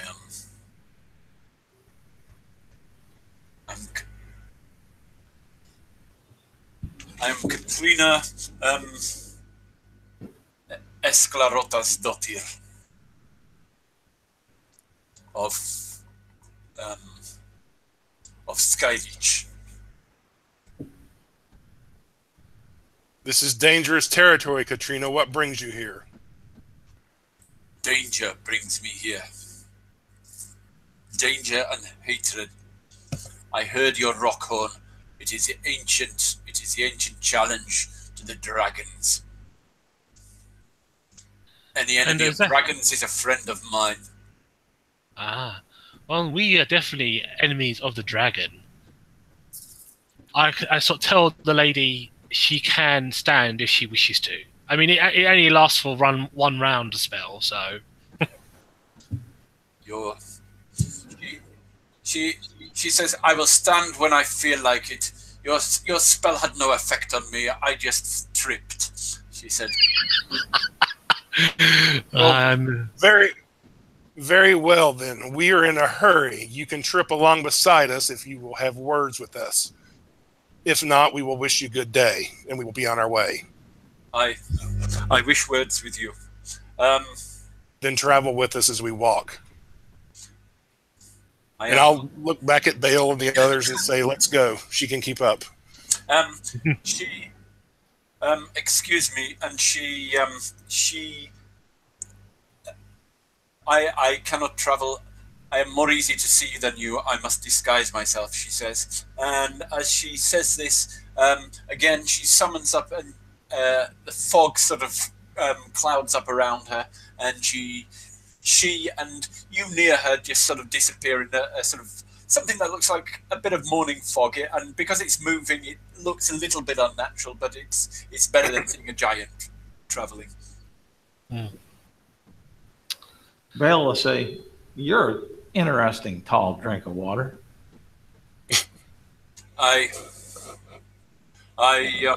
What's your name? I am Katrina. No, I'm talking about your true name. Not your formal name. What's your true name there, you tall drink? You're an elf. She's a giant. It's not going to work. You never know. You like big girls, I take it. I like them when they don't like dragons. I think you like anything that doesn't not like a dragon. There's truth to that, Bill would say. There's a lot of truth to that. You talk more than hill giants, she says. Oh, yeah. Hey, have you met our hag? Who is the hag? Right over there. Hello. Pointing at Greta. Hello, hag, she says.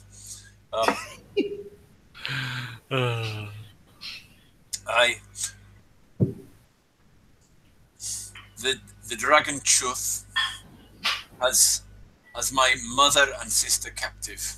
I do not know where. And whilst he is captive, not my father and sister captive, and whilst they are prisoners, Okay. Esclarota and we are subject to Chuth's will. I got a question. How does a dragon capture a big one, a giant like yourself? How does it carry something so mighty and so strong? Unconscious. Ah, That I would do it. see.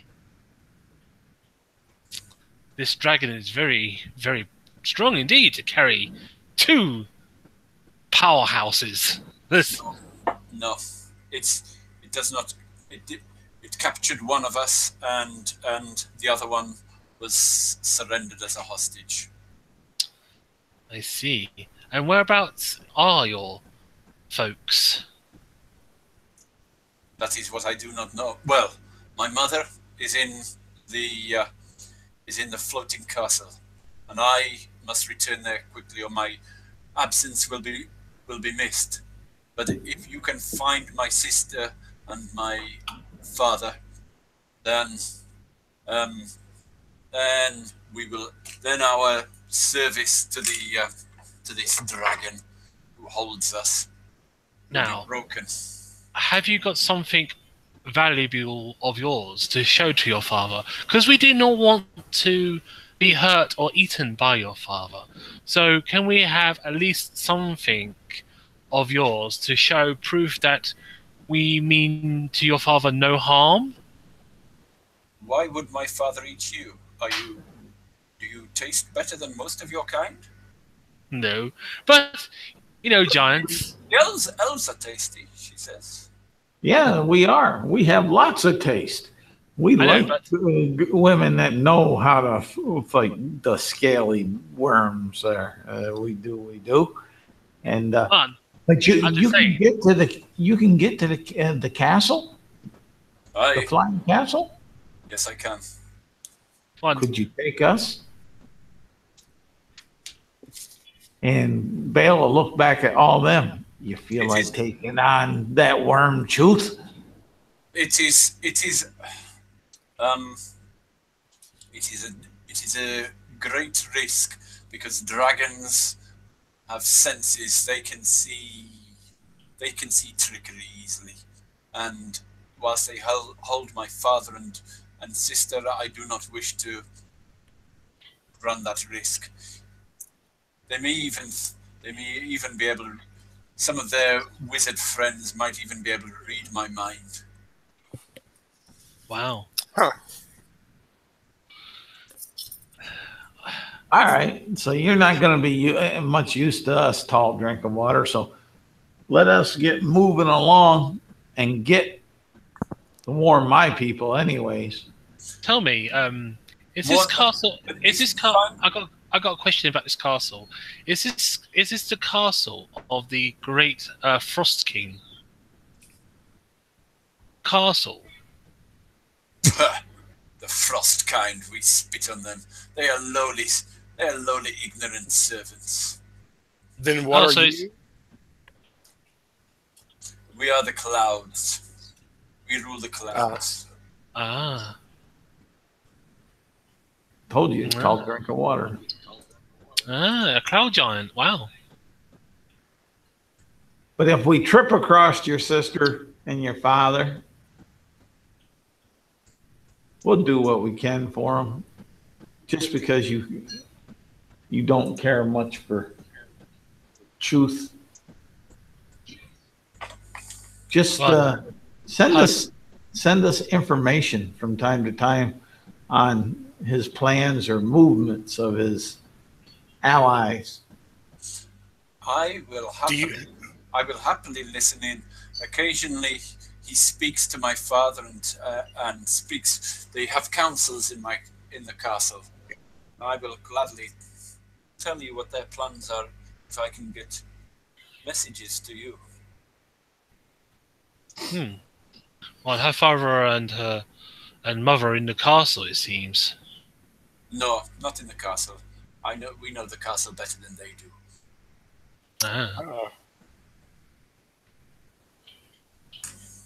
The castle is ours. The giants cannot animate something like this. This is cloud giant magic.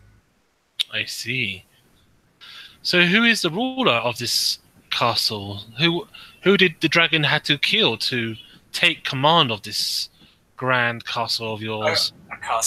A dragon cannot command a castle like this. I have told you, it is my mother who keeps it in the sky. It is my mother who decides where it goes.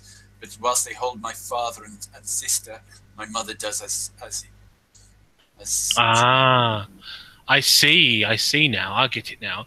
So the dragon is sort of like torturing your father, and your mother has to do its bidding. We do not know where our father is, but if you can find him, then do you have something war against dragons as we should be, rather than serving them.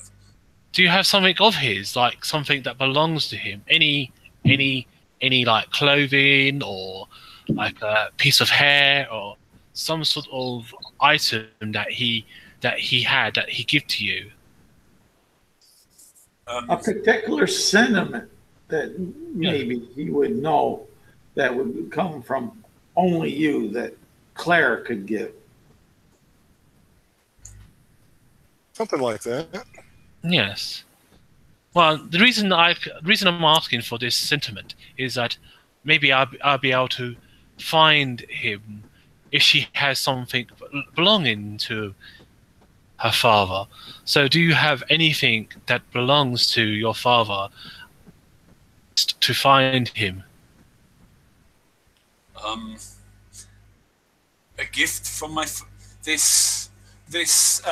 she reaches into her hair and pulls out a little comb, and as she hands it to you, you realize it's carved out of the bone of the thigh bone of some huge creature, a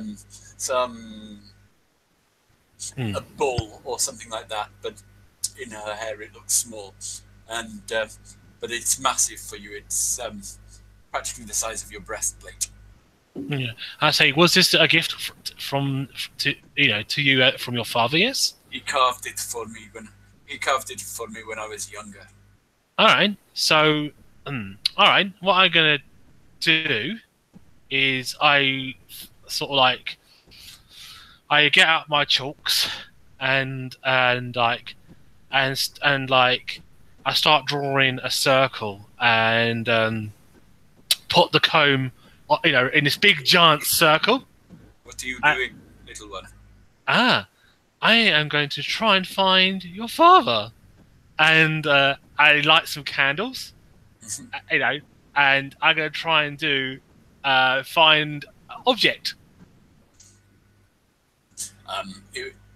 What are you looking for? All right, locate object. I'm trying to find the object of her father, who is a big giant man. I'm afraid that's a locate creature spell, not a...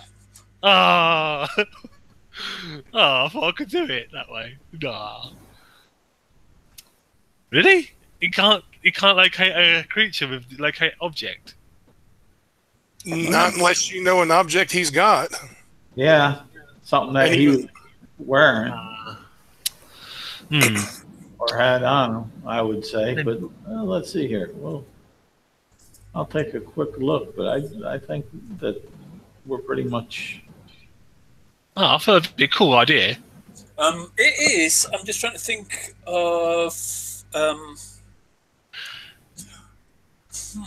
Yeah, how well do try to you name the object that is familiar to you?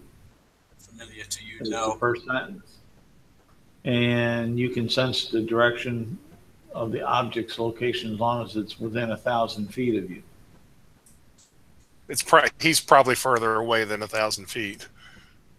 The spell can locate objects known to you as long as you have seen it up close, within 30 feet at least once. Alternatively, the spell can locate the nearest object of a particular kind, such as a certain kind of apparel, jewelry, furniture, tool, or weapon. I've got an idea, says Gundreda. What is that, Grandada?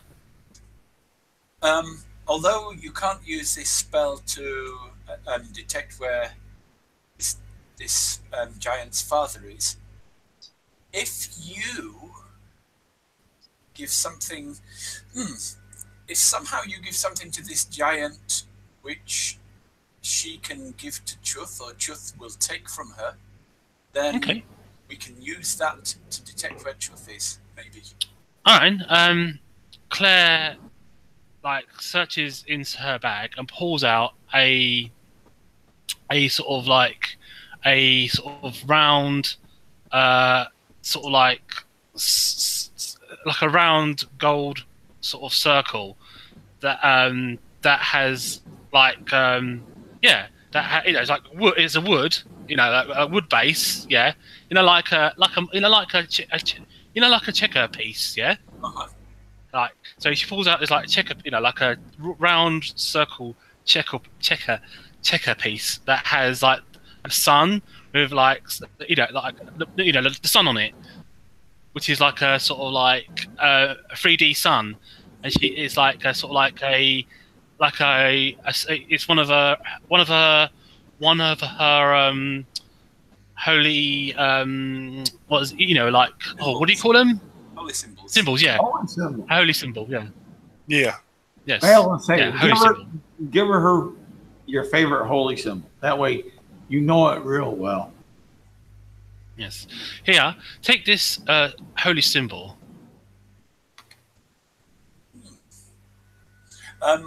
The cloud giant nods and picks it up and sort of uses it as an earring. Okay.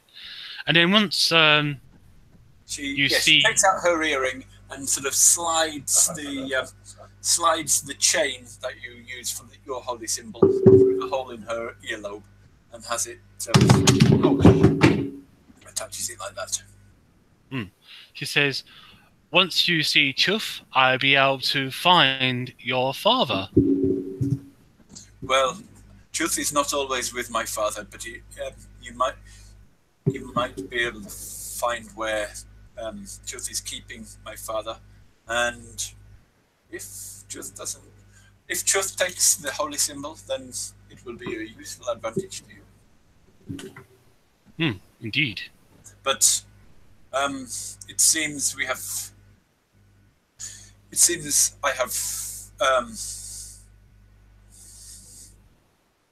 cannot help each other more at the moment.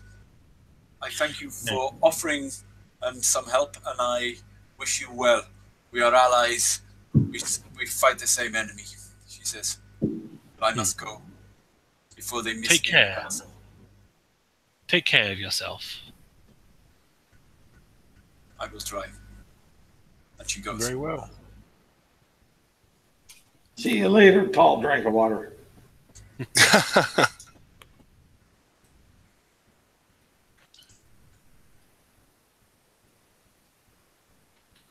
Do I need to give her the comb back to her or not? Do I need to keep the comb to cast the spell or not? No, she takes the comb back. It's a present from her father. Okay, fair enough. And it's huge.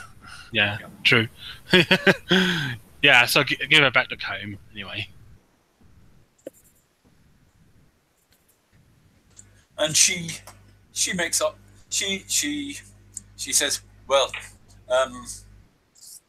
they are aiming for Evereska. They say they have found a way in, and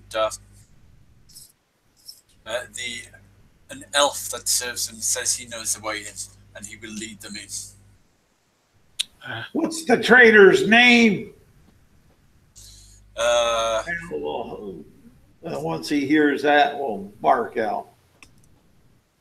Yeah, the elf, if I remember, is Vermith, something like that.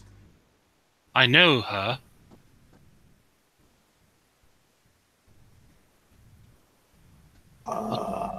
You know her. Yes. It is a man. It's a he. Is it? And Bell will spit on the ground. Did she say Marjolanisons? No, she said Varmith. Varmith. Ah. Well, Bell will spit on the ground and say, "How tainted could my blood get? You tell that elf that he betrays his people, his family, his family's honor and blood by giving such information to these lowly worms that killed his mother and father." And tell this elf will be coming for him. Indeed. I will. Do you want me to pass on this message? She says. Yes, pass that message on to my brother. Your brother? She sniffs you. Yes, you have some. You have a similarity.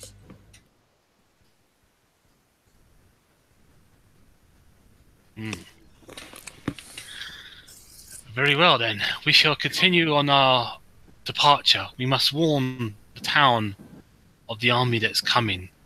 And Claire bids good day to the giant and carries on walking.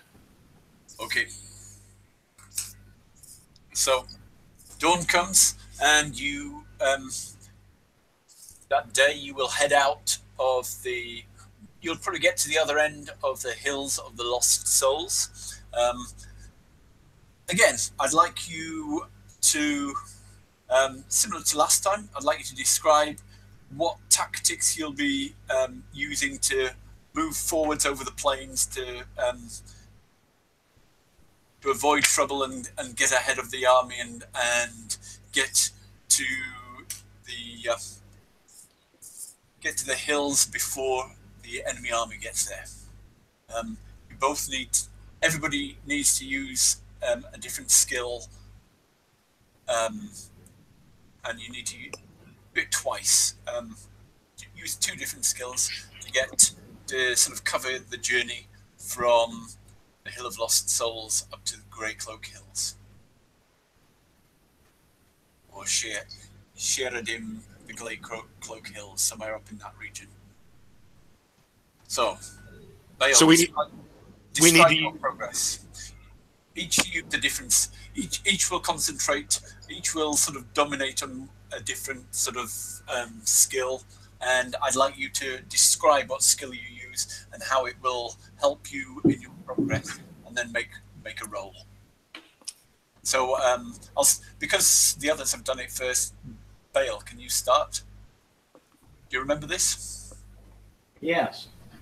Bale will use stealth there, and what he'll be doing is he's going to go over and he's going to advise the Tin Man that we need to oil some of these joints here so they don't squeak so much, and maybe some rags tied around will muffle your feet and some of your knees and elbow sounds.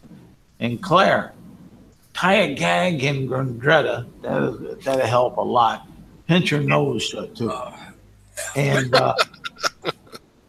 And you speak a lot more than me, he says. And Claire, you're going to need to oil up your joints too, and like that on your armor. And myself, I'll stay out about 20 feet ahead of you guys, and I'll mark the trail where you need to walk, so it minimizes. I think this elf has been sent by the hags to make me want to become a hag. I've always wanted to be a human all my life. Now I can feel hatred towards, well, not humans, but elves building it. But that's he's going to lay out the trail. He's going to mark the trail with the stealth on the softer ground. Not saying it's all going to be soft, but the best path to try to make the least amount of sound. Yep. And such. Yeah. So, yes, looking for the best route to stay in the shadows, out of notice, sort of. Yep.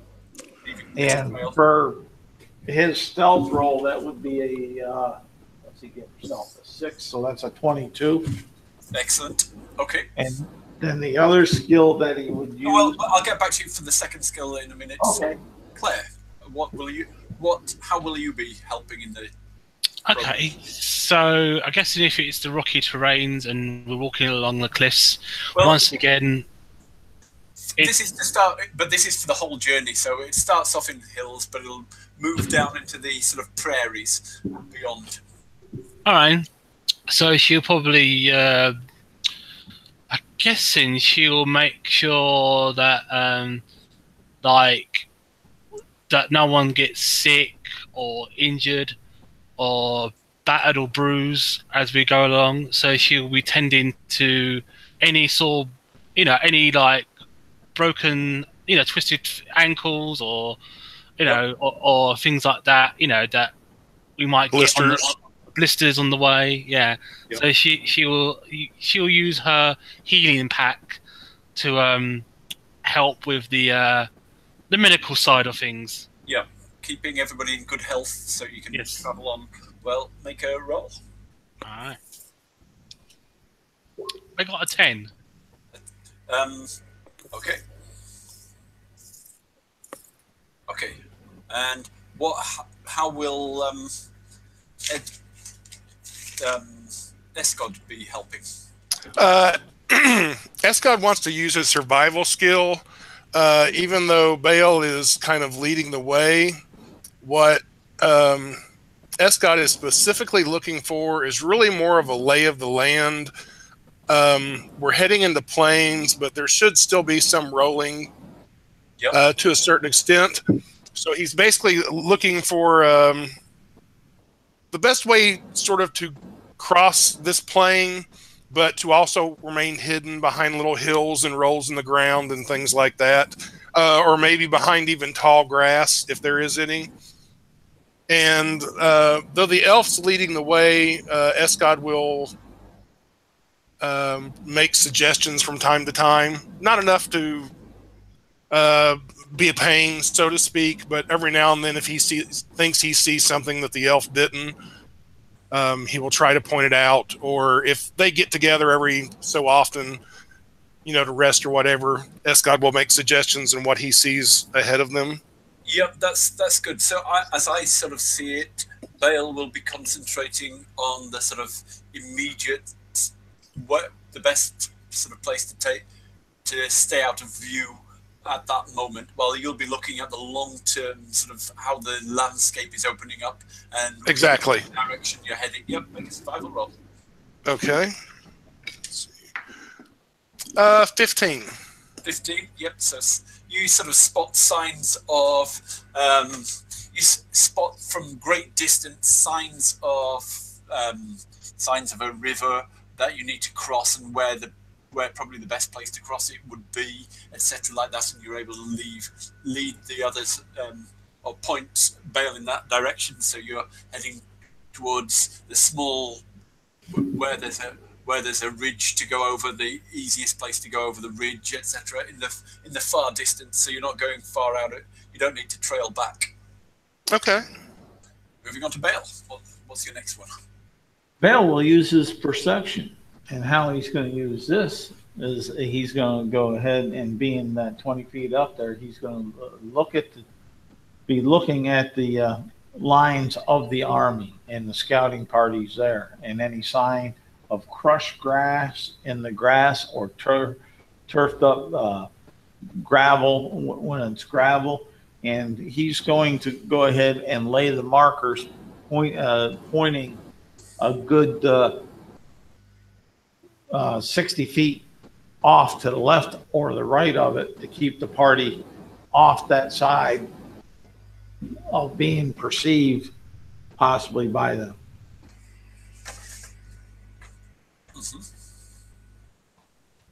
Okay, I got an error message up there on the computer, but I guess I'm still online, so it's good. Charles, are you there? Yeah, I'm here. I'm just kidding. Oh, okay. No, I over on Roll20, I got a connection error to the server, but that's... And for the perception roll, let's get that out of the way. That will be 6 on the dice, and where are you? Perception. Okay. That'd be a total of 11. Okay. But that's what he's going to how he's going to use that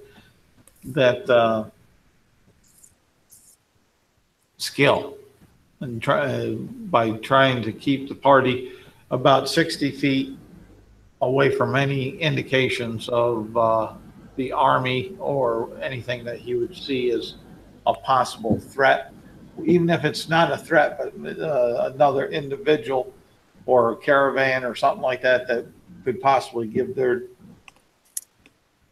position away. Okay. Nice. And Claire. All right. Well, this comes from my actual background.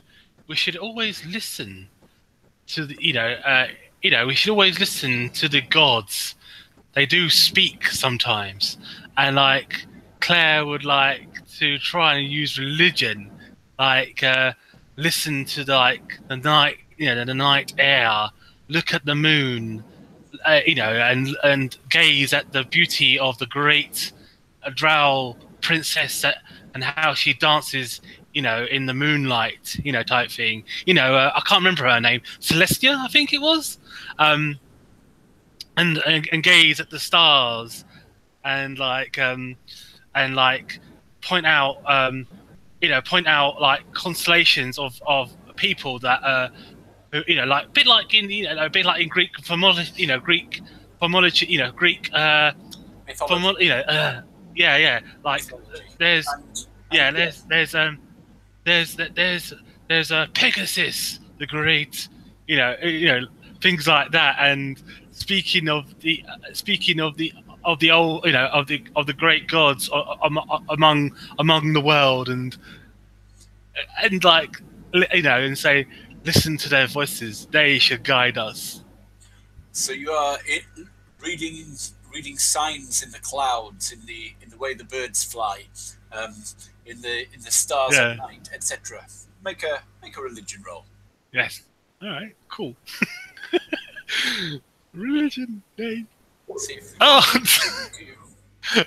I got a 7. Uh-huh. If I had an advantage, I would have got a 23. Never mind. I got a 7 and failed. Not religious today. You are interpreting the signs, but you're not sure you're interpreting them right. And finally, one more for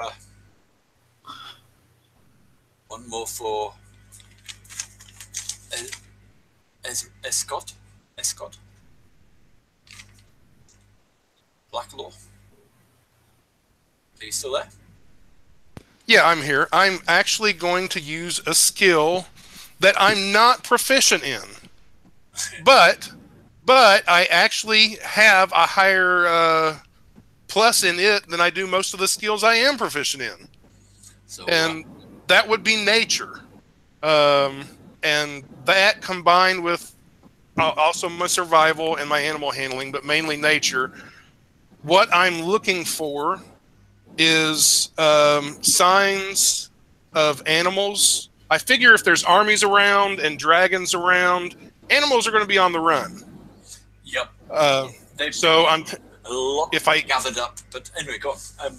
yeah. So I'm looking for if I see any actual animals, but also for any signs of their passing tracks. And what this will tell me is if I can see or if I can guess from what direction they're leaving, then that should tell me that's the direction we need to stay away from, if that makes sense. Yep. And oh, wow, I got a 22 on my roll.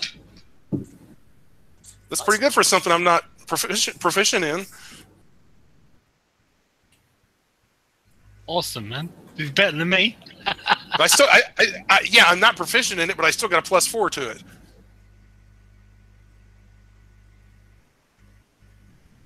So good.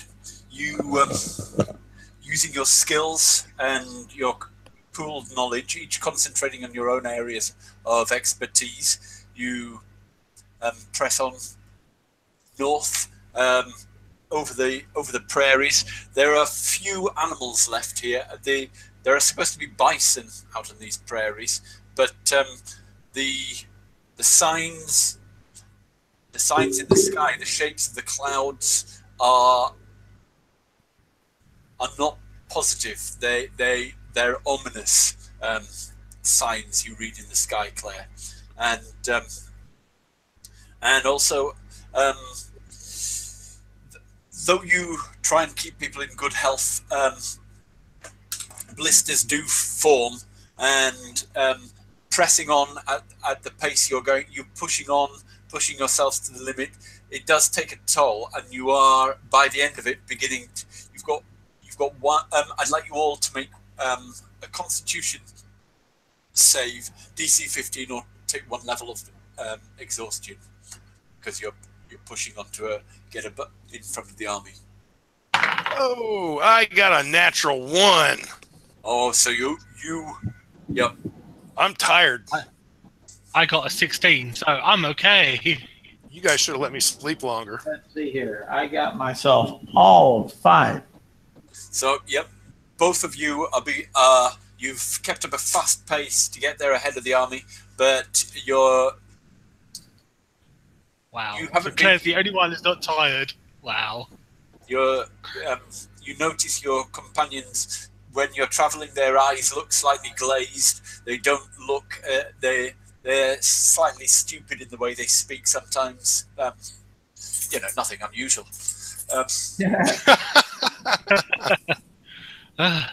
And I thought that you were men. It seems I am the one where. It's only because your doctoring failed. Well, yeah, True, exactly. true. We thought we had somebody with us who could help heal us. Let me see here. I may be having a solution for this. As you're coming towards the mountains, as you approach. Let me check my spell. Oh, what about the good berries?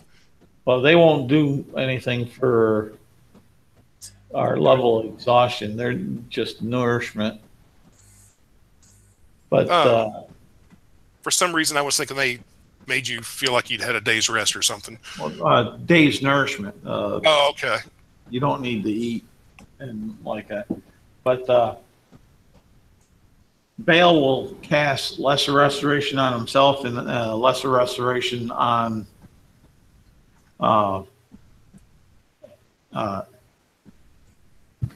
Eskar. Okay. That gives me, that's the 1 first level and 2 second level spells I've cast. And I think that's all I get for second level spells is 2 slots. Will that remove our exhaustion? Yeah, that removes by one condition level. I'll allow that to remove a level of exhaustion. Okay. I don't know if it does officially, but I think it does officially.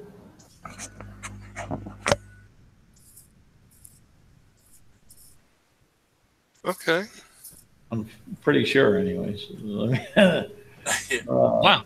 Let me go that route. That's why. I mean, it sounds like the kind of spell that would do that.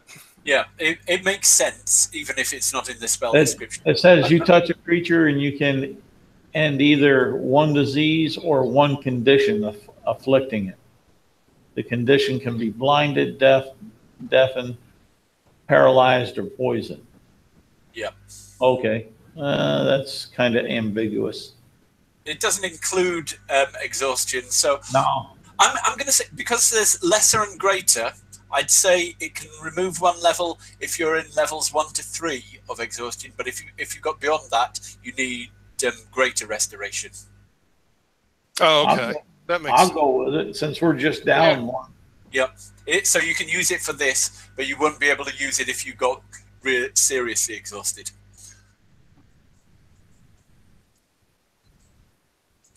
Okay.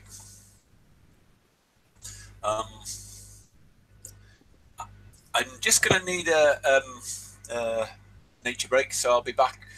Take 5. Okay. Okay. Great. All right. Cool.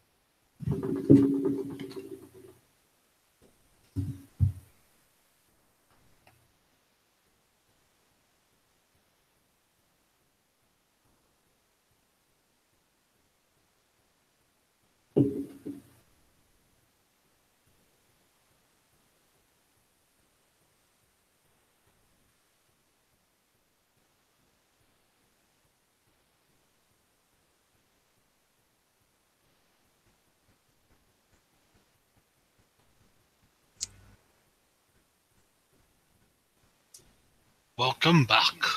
Cheers. I might have to bug out for a few minutes in a little bit. Not permanently, just for a few minutes. I'm waiting on a pizza guy to show up. So, Well, but I'm good until then.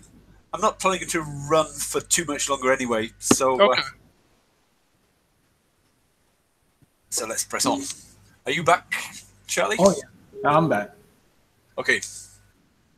So, you push on over the plains of Pelor.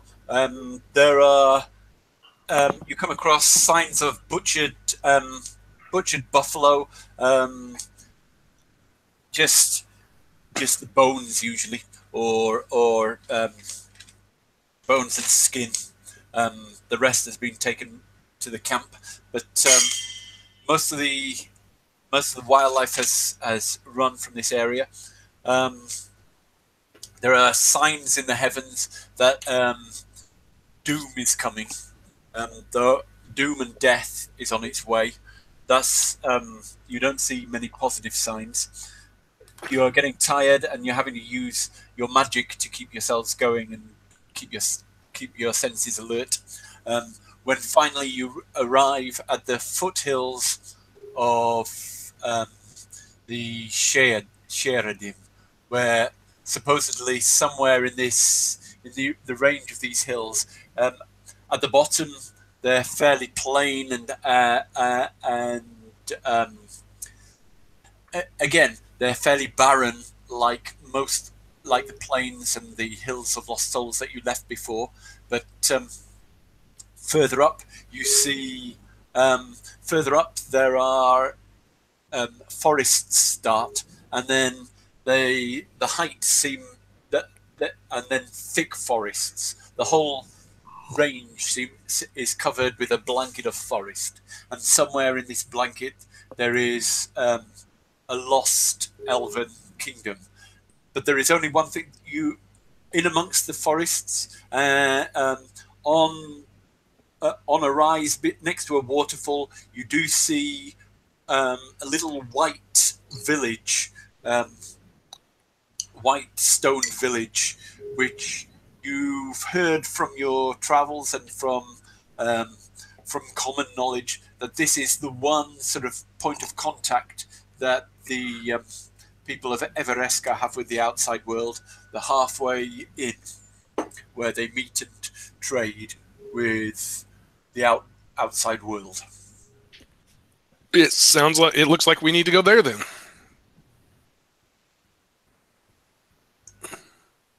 Indeed. Do you want to? That you could make your way through the. You could. There is a track which leads up to it, or you could leave the track and just go through the forests. Let's take the safe route and follow the track. We do not wish to startle these elven people. They might think we are the enemy. So it's best to take the track. Yep. Yes, I don't think you two or I would startle them. But if they see Bale, they'll probably loose arrows before asking any questions. He's so ugly, says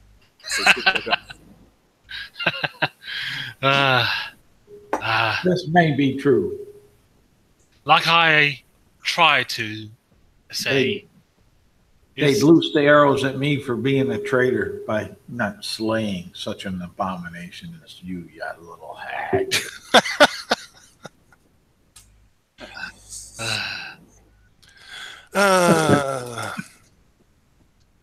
Never judge a book by its cover. No, but I read the end, and the end wasn't pretty.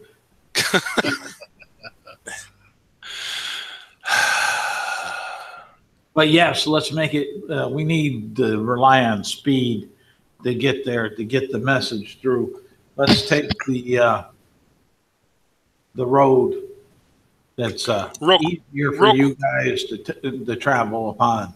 Yeah, but real quick, before we just go running up the road headlong, I do want to check the road, look for tracks to make sure like there's not been enemy here, or possibly even in waiting, hiding in the woods themselves.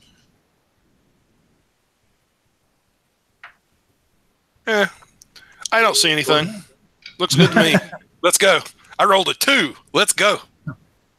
It's safe. Yep. So in confidently you press on up the track towards the track that winds its way up the mountain towards this home that you see, this halfway house that you see far up above you. Okay, my pizza guy's here. I will be back in a few minutes. Okay. All right. Roger. Cool. As we're traveling through the woods, and forest. Well, you're traveling through the path, which doesn't actually you're kind of in forest. You're near forest. Fine. I wish to stretch out my hand and attempt to do a paladin sense of the Fae and see if there is like an ambush. Because knowing wood elves, they like to ambush people. That's called tactics. But you know. But Bale going as he goes up, once he gets in the visual of the halfway, the White House, the village, where they could see him, he'll hold Kamal up in front of them. Well, to show that he doesn't have any arrows notched, that he's not a threat. And with such a grand bow, okay, he would hope that they will know something of it, to know that it isn't a threat to them, but a threat to those that stand against them. Question: Do elves speak? I know that certain elves speak Slytherin or Silverin, in it. Well, they can. Can some of them speak deep speech as well? I know some of them can. I mean, if they pick it up, they can. But the Drow, they speak Elvish, Undercommon, and Common. And deep speech. No, they don't speak. They don't automatically get deep speech. I don't think the Drow do. Let's see. I'll go to the monster mail and double check. It won't be in as you're traveling up the the path. It's like after your hard journey. Well, traveling up a mountain is never easy, and you're sort of just forcing yourself on after pushing yourself for quite a few days, for the best part of a week to get up to the Sheridan. But and as you're climbing up through the steep hills, you haven't got much breath left. Your legs feel heavy, and if it wasn't for Bale's magic, they or Claire's stamina, you'd all be sort of pretty tired. But it's idyllic countryside around here, and as you're moving up, you just all of you get a sudden feeling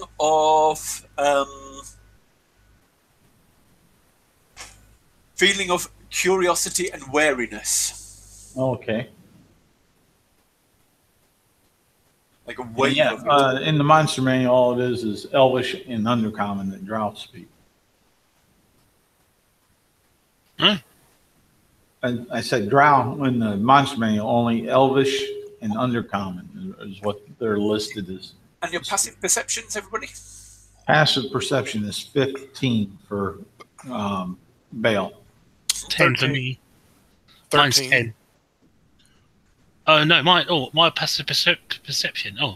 Passive perception is. Let me see. One. My wisdom is 18. So. Have you got perception as an ability, as a skill? No. Okay. But, your passive perception is 14. Yeah, 14. Okay. Yeah, 14. Yeah.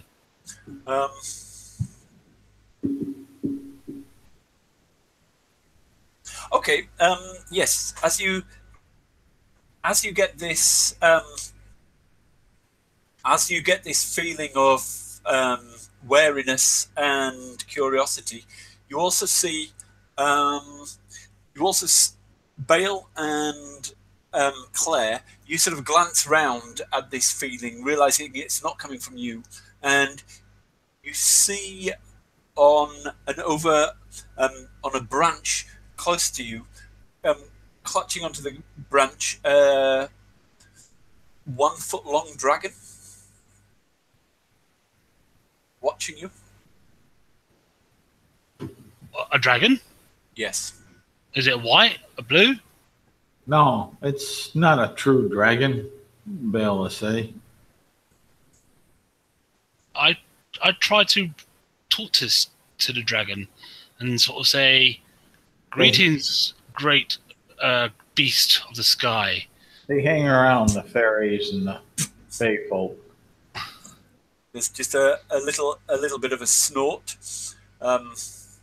One, I could try and be, I could try and treat this dragon like it's a grand beast, because dragons like to be treated like that, I guess in some ways. So I sort of give a nice bow, a majestic bow, and sort of like say, "Greetings, great beast of the sky."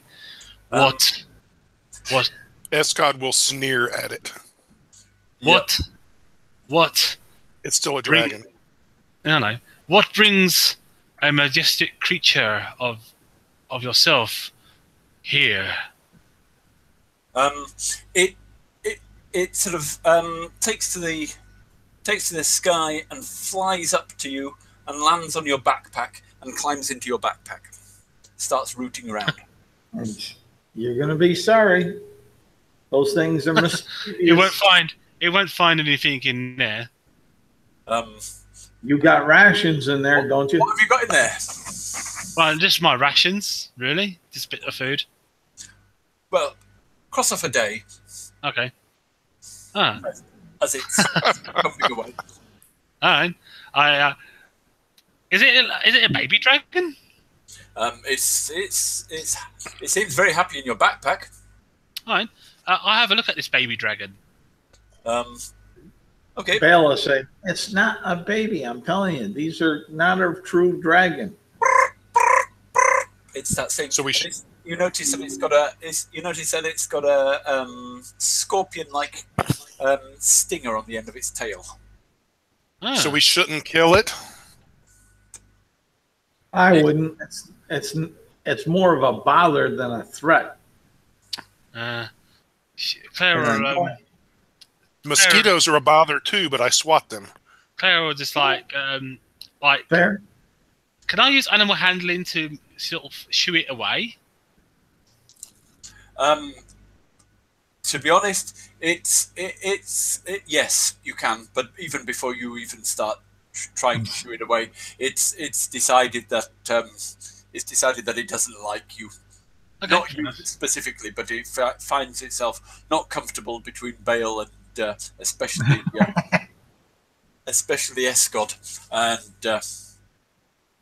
and for a moment you get this sort of sense of, or you get a scent of something gone off in your nostrils, Escod, as it takes to the sky and flies off.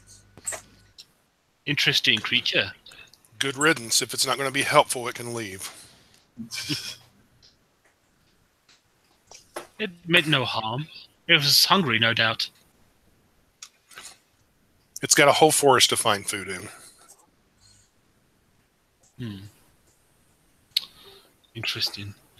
Anyway, let's continue towards this elven place. You also notice that you are being followed high overhead. There is a falcon watching you. All right. Does my paladin sense any like? It wouldn't reach out that far. I'll have a look around to see if we're going to be ambushed or not. Can I do a perception? Everybody make a perception roll. Oh, okay. I failed. I got a 9. I don't see anything. Damn elves. 17. 11 for Bill.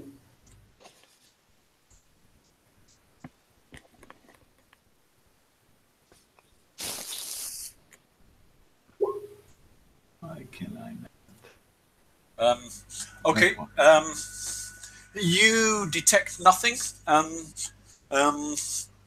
You detect nothing. Maybe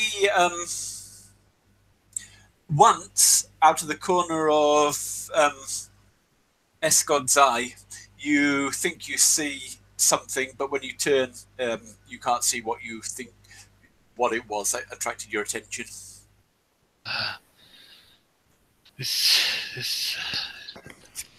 Elves are good at hiding, right? Indeed, they are. Sometimes. Well, there may be some around us then. Can I attempt to speak Fae? I can attempt it anyway. I can start speaking Fae, and sort of like call out to the elves and sort of say, "We come in peace. You mean you no harm?" And I say this in Sylvan.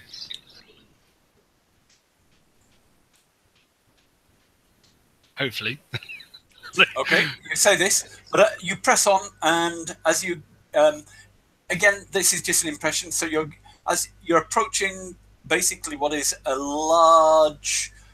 very large inn with various outbuildings. Yes, outbuildings and barns and support buildings around it. A few other sort of outhouses. Bill will continue walking up, showing Kamal, holding Kamal up in a non-offensive, and hoping that they see it and notice the seal or whatever on it, that the household that it was from. From a distance, from a distance, there is a wall. There's a sort of ditch and a wall round the inn, and from the gate you see a couple of elven guards, and one of them who's in basically leathers and greens, hails you from a distance. These are difficult times to be travelling through the plains. What brings you here, strangers? One, logistics, sirs or madams, we have travelled to warn your people of a great war that is coming your way. A great castle that belongs to Kufrit? I can't pronounce his name. Takuf, I think is the dragon's name, isn't it? Chuf, yeah. Bell will jump in when he hears that and start saying it in Elvish to him. It's truth. Death Guard that we're after. And he's on his way here with his minions. I am Baal-Yeth, and I'm here to avenge the dishonor upon my family's name and blood. For truth killed my mother and my father, and it's a matter of honor to rectify. Stay where you are. He calls back in Elvish. You say you are Baal, yet you are not the Baal I know. Baal-Ith visited here not 3 months ago. No, I didn't. That was my traitorous brother.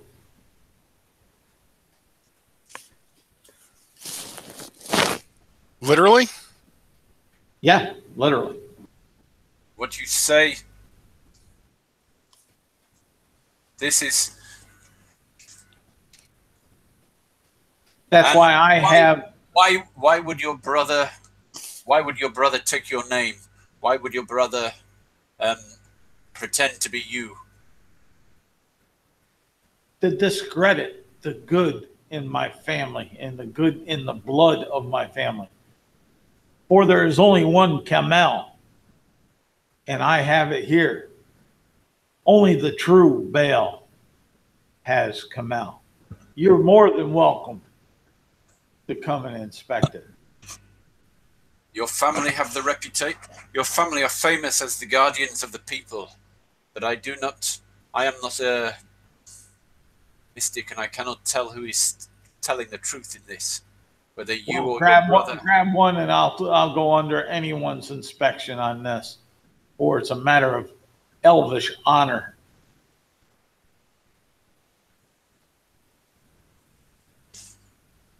Truth is the enemy of your people. Is that not true?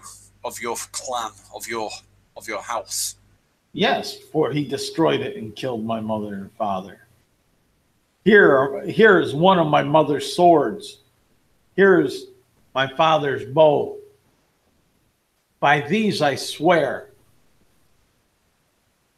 And if you need more than that, and he'll take out the short sword, and he'll, on his one free hand that's holding the bow, he'll slice the palm of his hand and have the blood of his hand upon the bow and say, by all this blood upon this great bow, I swear what I say is true.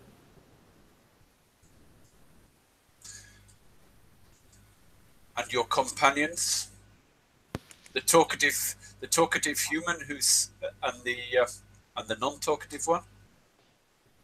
They're humans. What do you expect? Be wareful of the small one. She can be annoying, and she has some unique challenges set before her. But the other female, she talks too much, what most pompous and pious folk do. The other is a strong warrior, and he despises those worms almost as much as I do. If what you say is true, then your brother has brought great dishonor to your family. He has. Unfortunately, it's true. That's why I must kill him.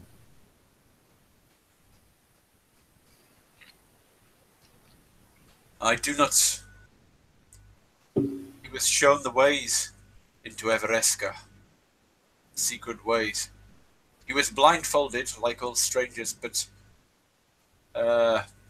somebody skilled in the wilds might be able to retrace their ways. I take it all of this is in Elvish, so Ascot doesn't understand any of it. I don't even speak Elvish. I was like, huh? Yeah. And he's just staring at Bale and it's like, why did you cut your hand open? Yeah. And with that question, he'll explain, Bale will go through the whole litany of the discussion and comment out to them. That way, even the elves on the wall know that he speaks the truth, not that he says one thing in Elvish and the other in common to his fellow compatriots. Well, Ascot will say, well, you have my sympathies for your loss. I too lost my family and my village and everyone I cared for to a dragon, though a red one. It seems that both of you have dragon issues. Oh dear. Aren't you so blessed?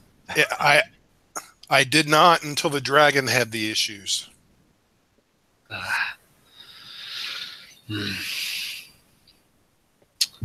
Anyway, she kind of turns to the elf and Alfgard and says, "So, great guardian of this of the wooden realm, may we have your permission to speak with your elders to warn them of the threat that is coming?"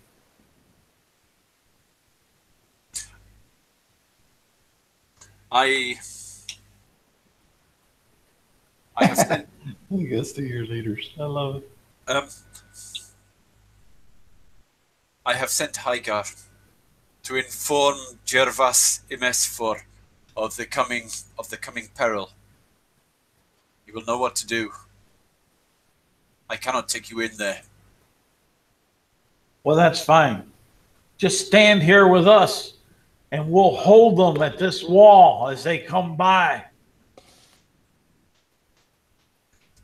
Or die trying.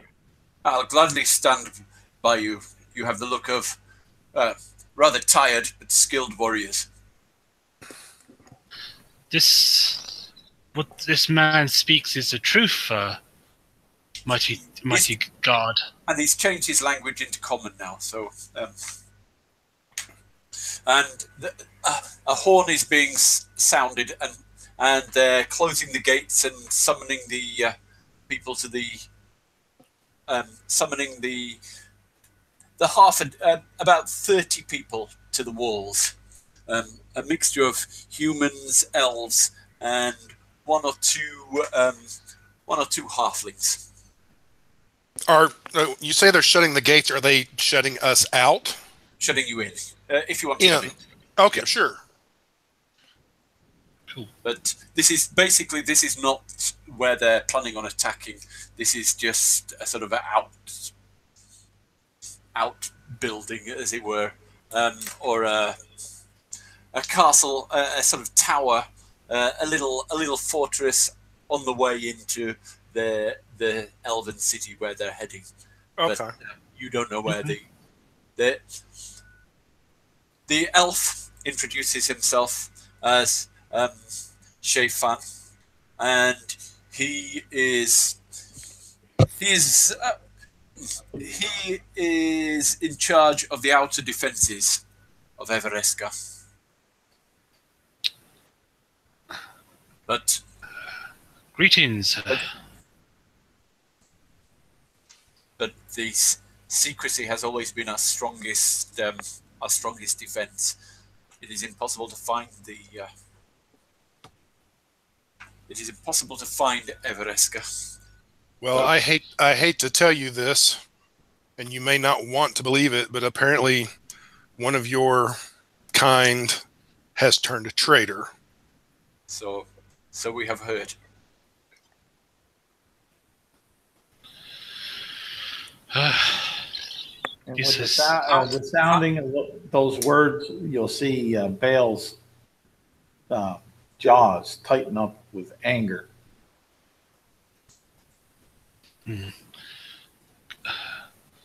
Escott will just look at him and say, "My apologies. I'm human. I'm kind of used to it. Our kind turn traitor all the time."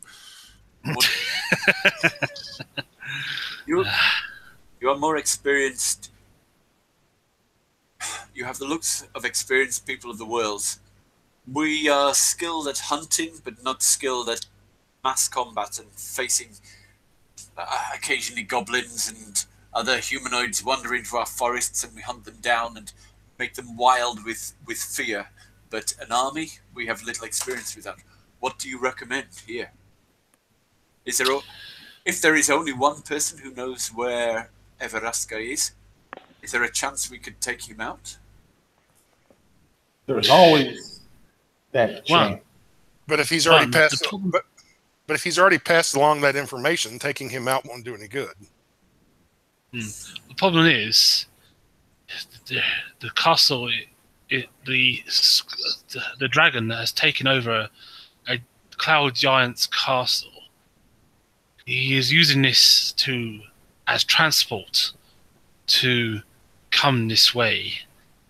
He has taken it by force, demanding the queen to move the castle, threatening her husband to move the castle. In other words, the dragon has captured the man, the husband of the cloud giant, hid him somewhere, and is torturing, won't return him back unless the queen of the cloud giant castle moves the castle to a certain location for him. We are on a quest to try and find this king and try and free the giant.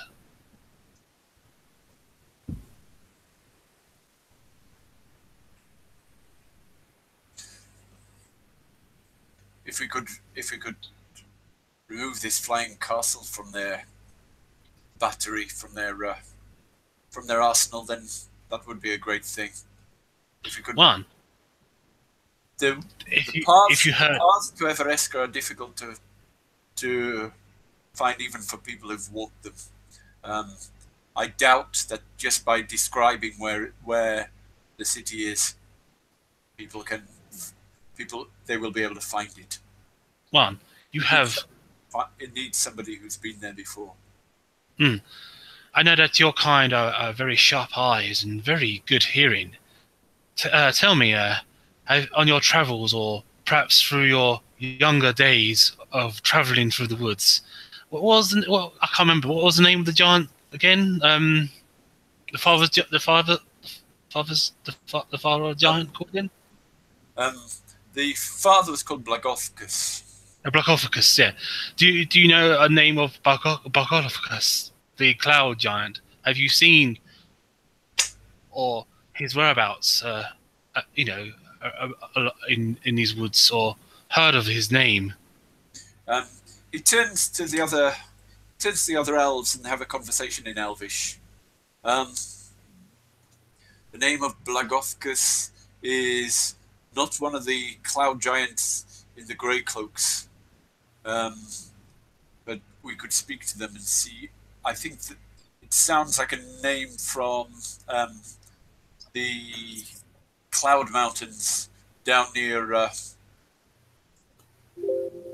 down south of down near Am. Bale will pipe up and say, well, my suggestion would be to get as many strong-hearted, strong-souled individuals with bow and sword to defend this line and to send out some parties to destroy the enemy from within.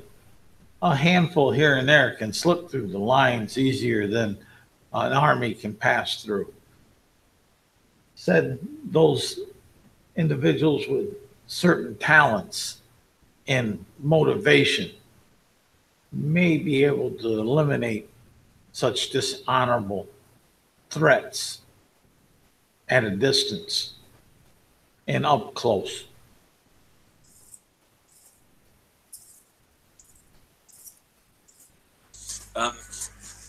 As you're speaking and discussing battle plans, later on, you hear a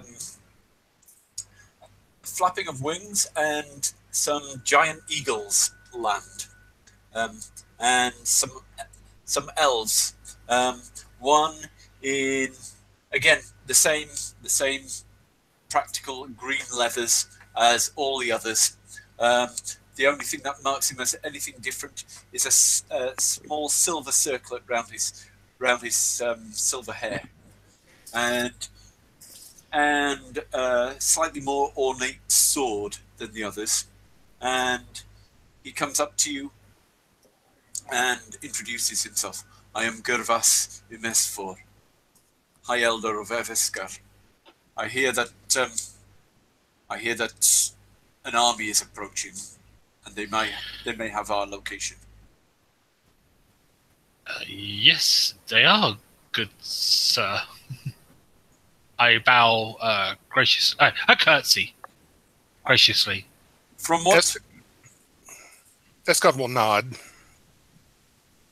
Bale will take one knee, and hold Kamal out in front of him and say, with a lot of pain in his voice, yes, there is. The sworn enemy that destroyed my household, Truth, Death Guard, and a traitor, my brother, has stained and tainted the blood in the name of my family.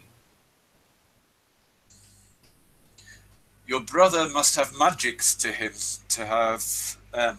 We do not. We read the minds of those who wish to come to Evereska, and it's only the minds of people. It's only with people who bear no evil towards the elves, who have no intention of betraying us, that we allow to see the location of the city.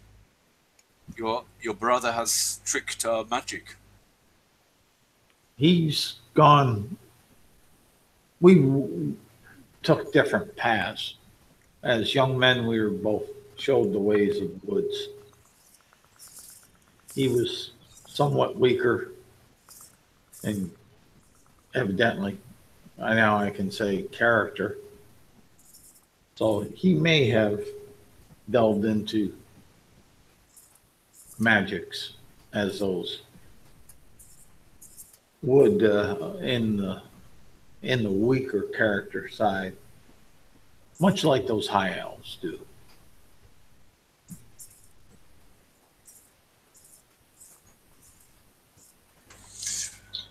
Nothing like throwing a barb.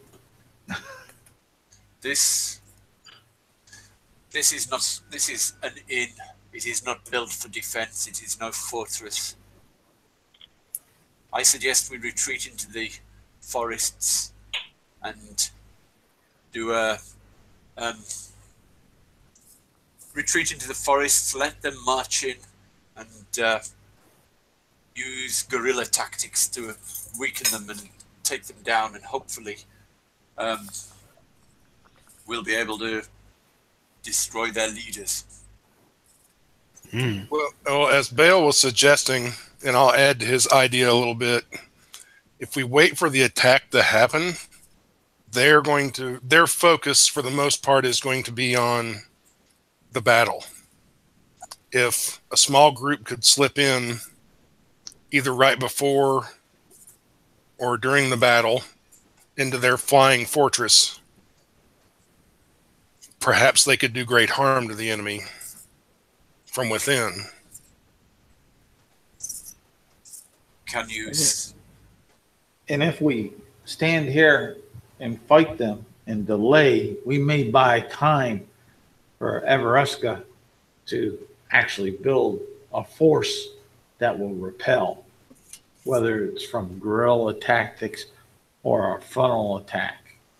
But we will fight with honor to the last gasp of breath and the last drop of elven blood.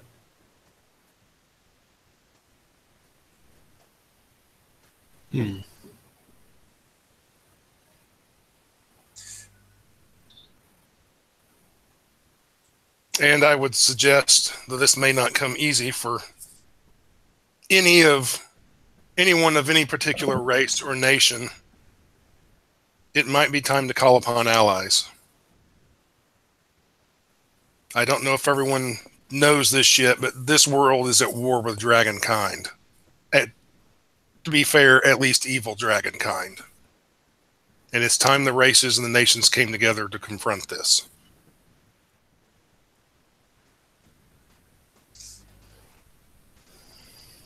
We are isolated here.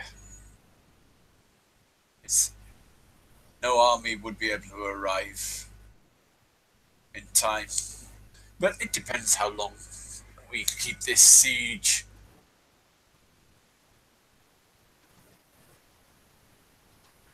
No army could arrive in time for the beginning of the war. But if we make it drag out for long enough, then maybe what you say has some sense. We will send some messages. Another option would be is if we can find where, what was his name? Blackfuss? Blackfuss. Yeah, the tall drink of water's father. We find him. That may be a big help to us. We have leverage. Well, your suggestion, you're more skilled in these things than us. Do you think if we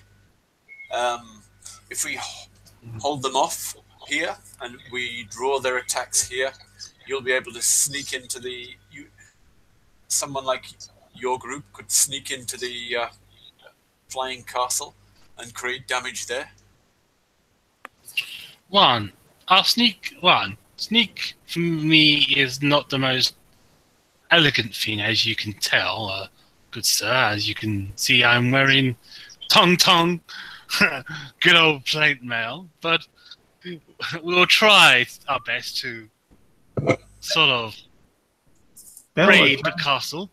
We can do it. When you're saying that and say, solution is easy. Take all the clatter off. I needed to protect my precious flesh. There you go.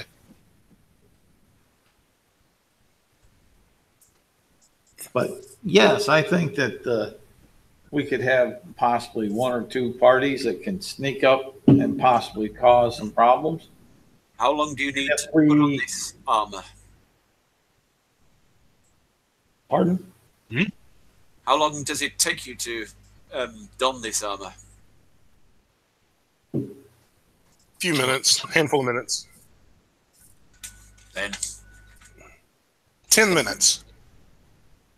I think the difficulty would probably be getting into there. Then you could find a secret place to put it on, surely. Sneak in without it and put it on later when you're in. And we could go ahead with the guerrilla tactics and harass it and maybe slow it down before it even gets here with some of the folks. Especially if we could get that cloud giant. You know a cloud giant? We just mentioned his name quite a few times. Blackfuss. Yeah, we met his daughter, I believe she was. Well, that could be a possibility.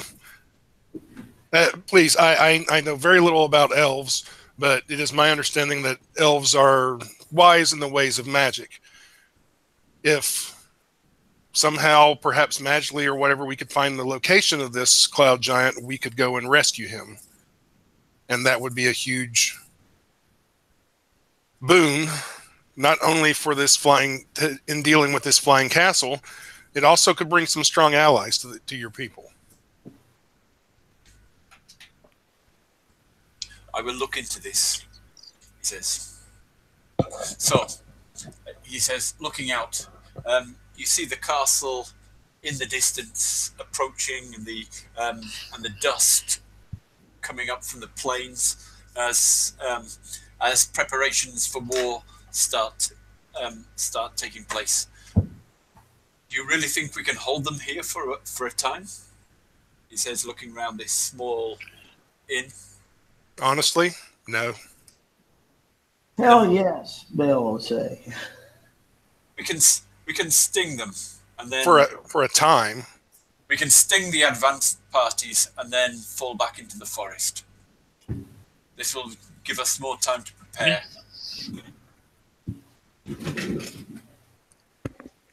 Indeed.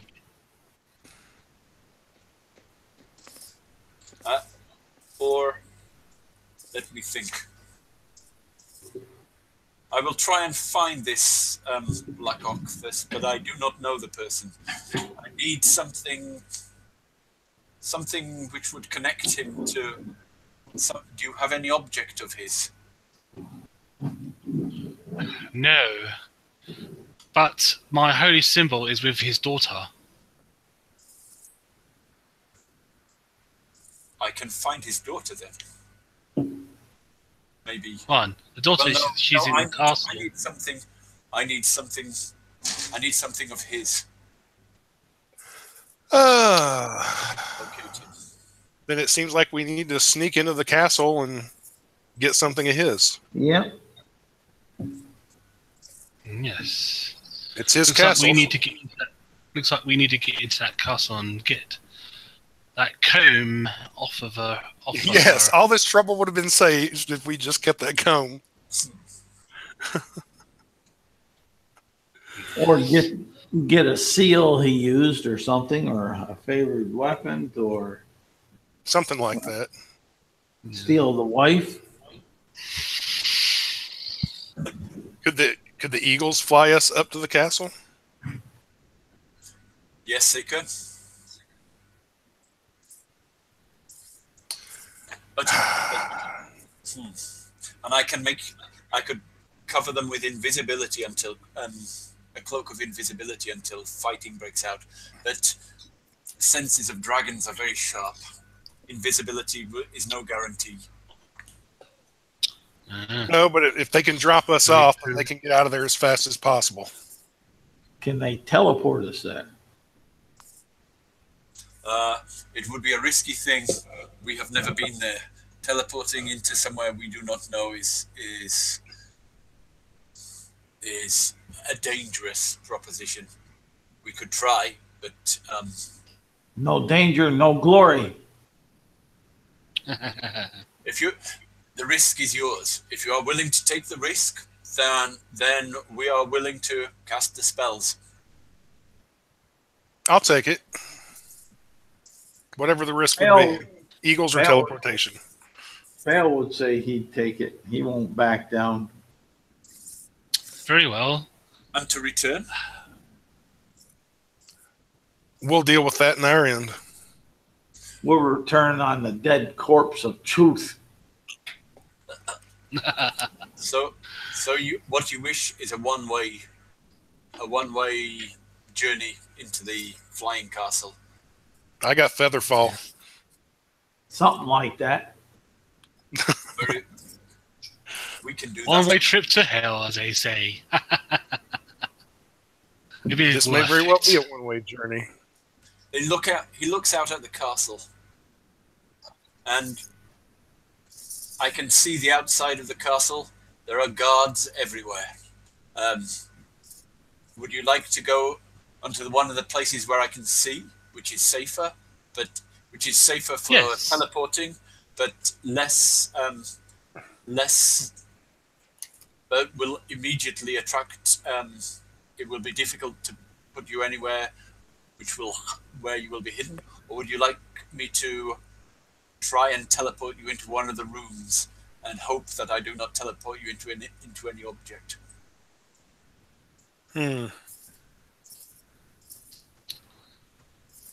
Well, if we're going to go out of style, let us teleport somewhere that you can see that is not too overcrowded. If we draw attention, at least we draw attention to us and not you. At least your people can get away safely. He may be able to teleport us to the bottom of the floating. There are ridges. He points out there are ridges and cave entrances at the bottom of the rock, which do not seem to be so. I'm not sure they are unguarded, but they are less guarded. I could teleport you there with more.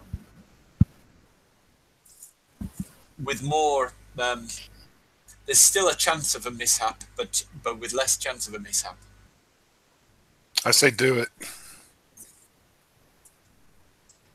Yes. Bale, let's say winner, winner, pseudo dragon dinner. Very well. Claire, I would suggest the girl stay here. Oh, bring her. She makes a good sacrifice.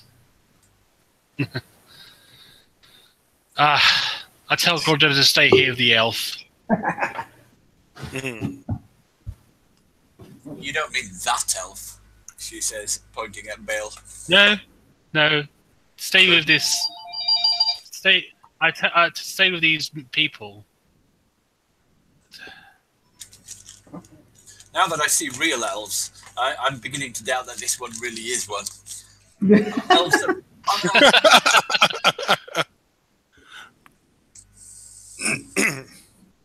So, are you ready to go? Is there anything you'd like to prepare or do before you go? No.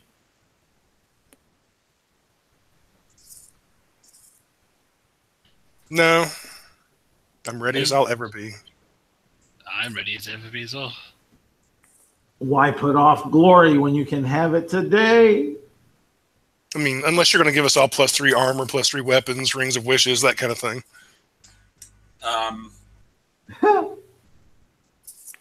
But you might need those. I give you the best wishes of my people, he says. We're dead. Yep. Well, It was nice knowing you.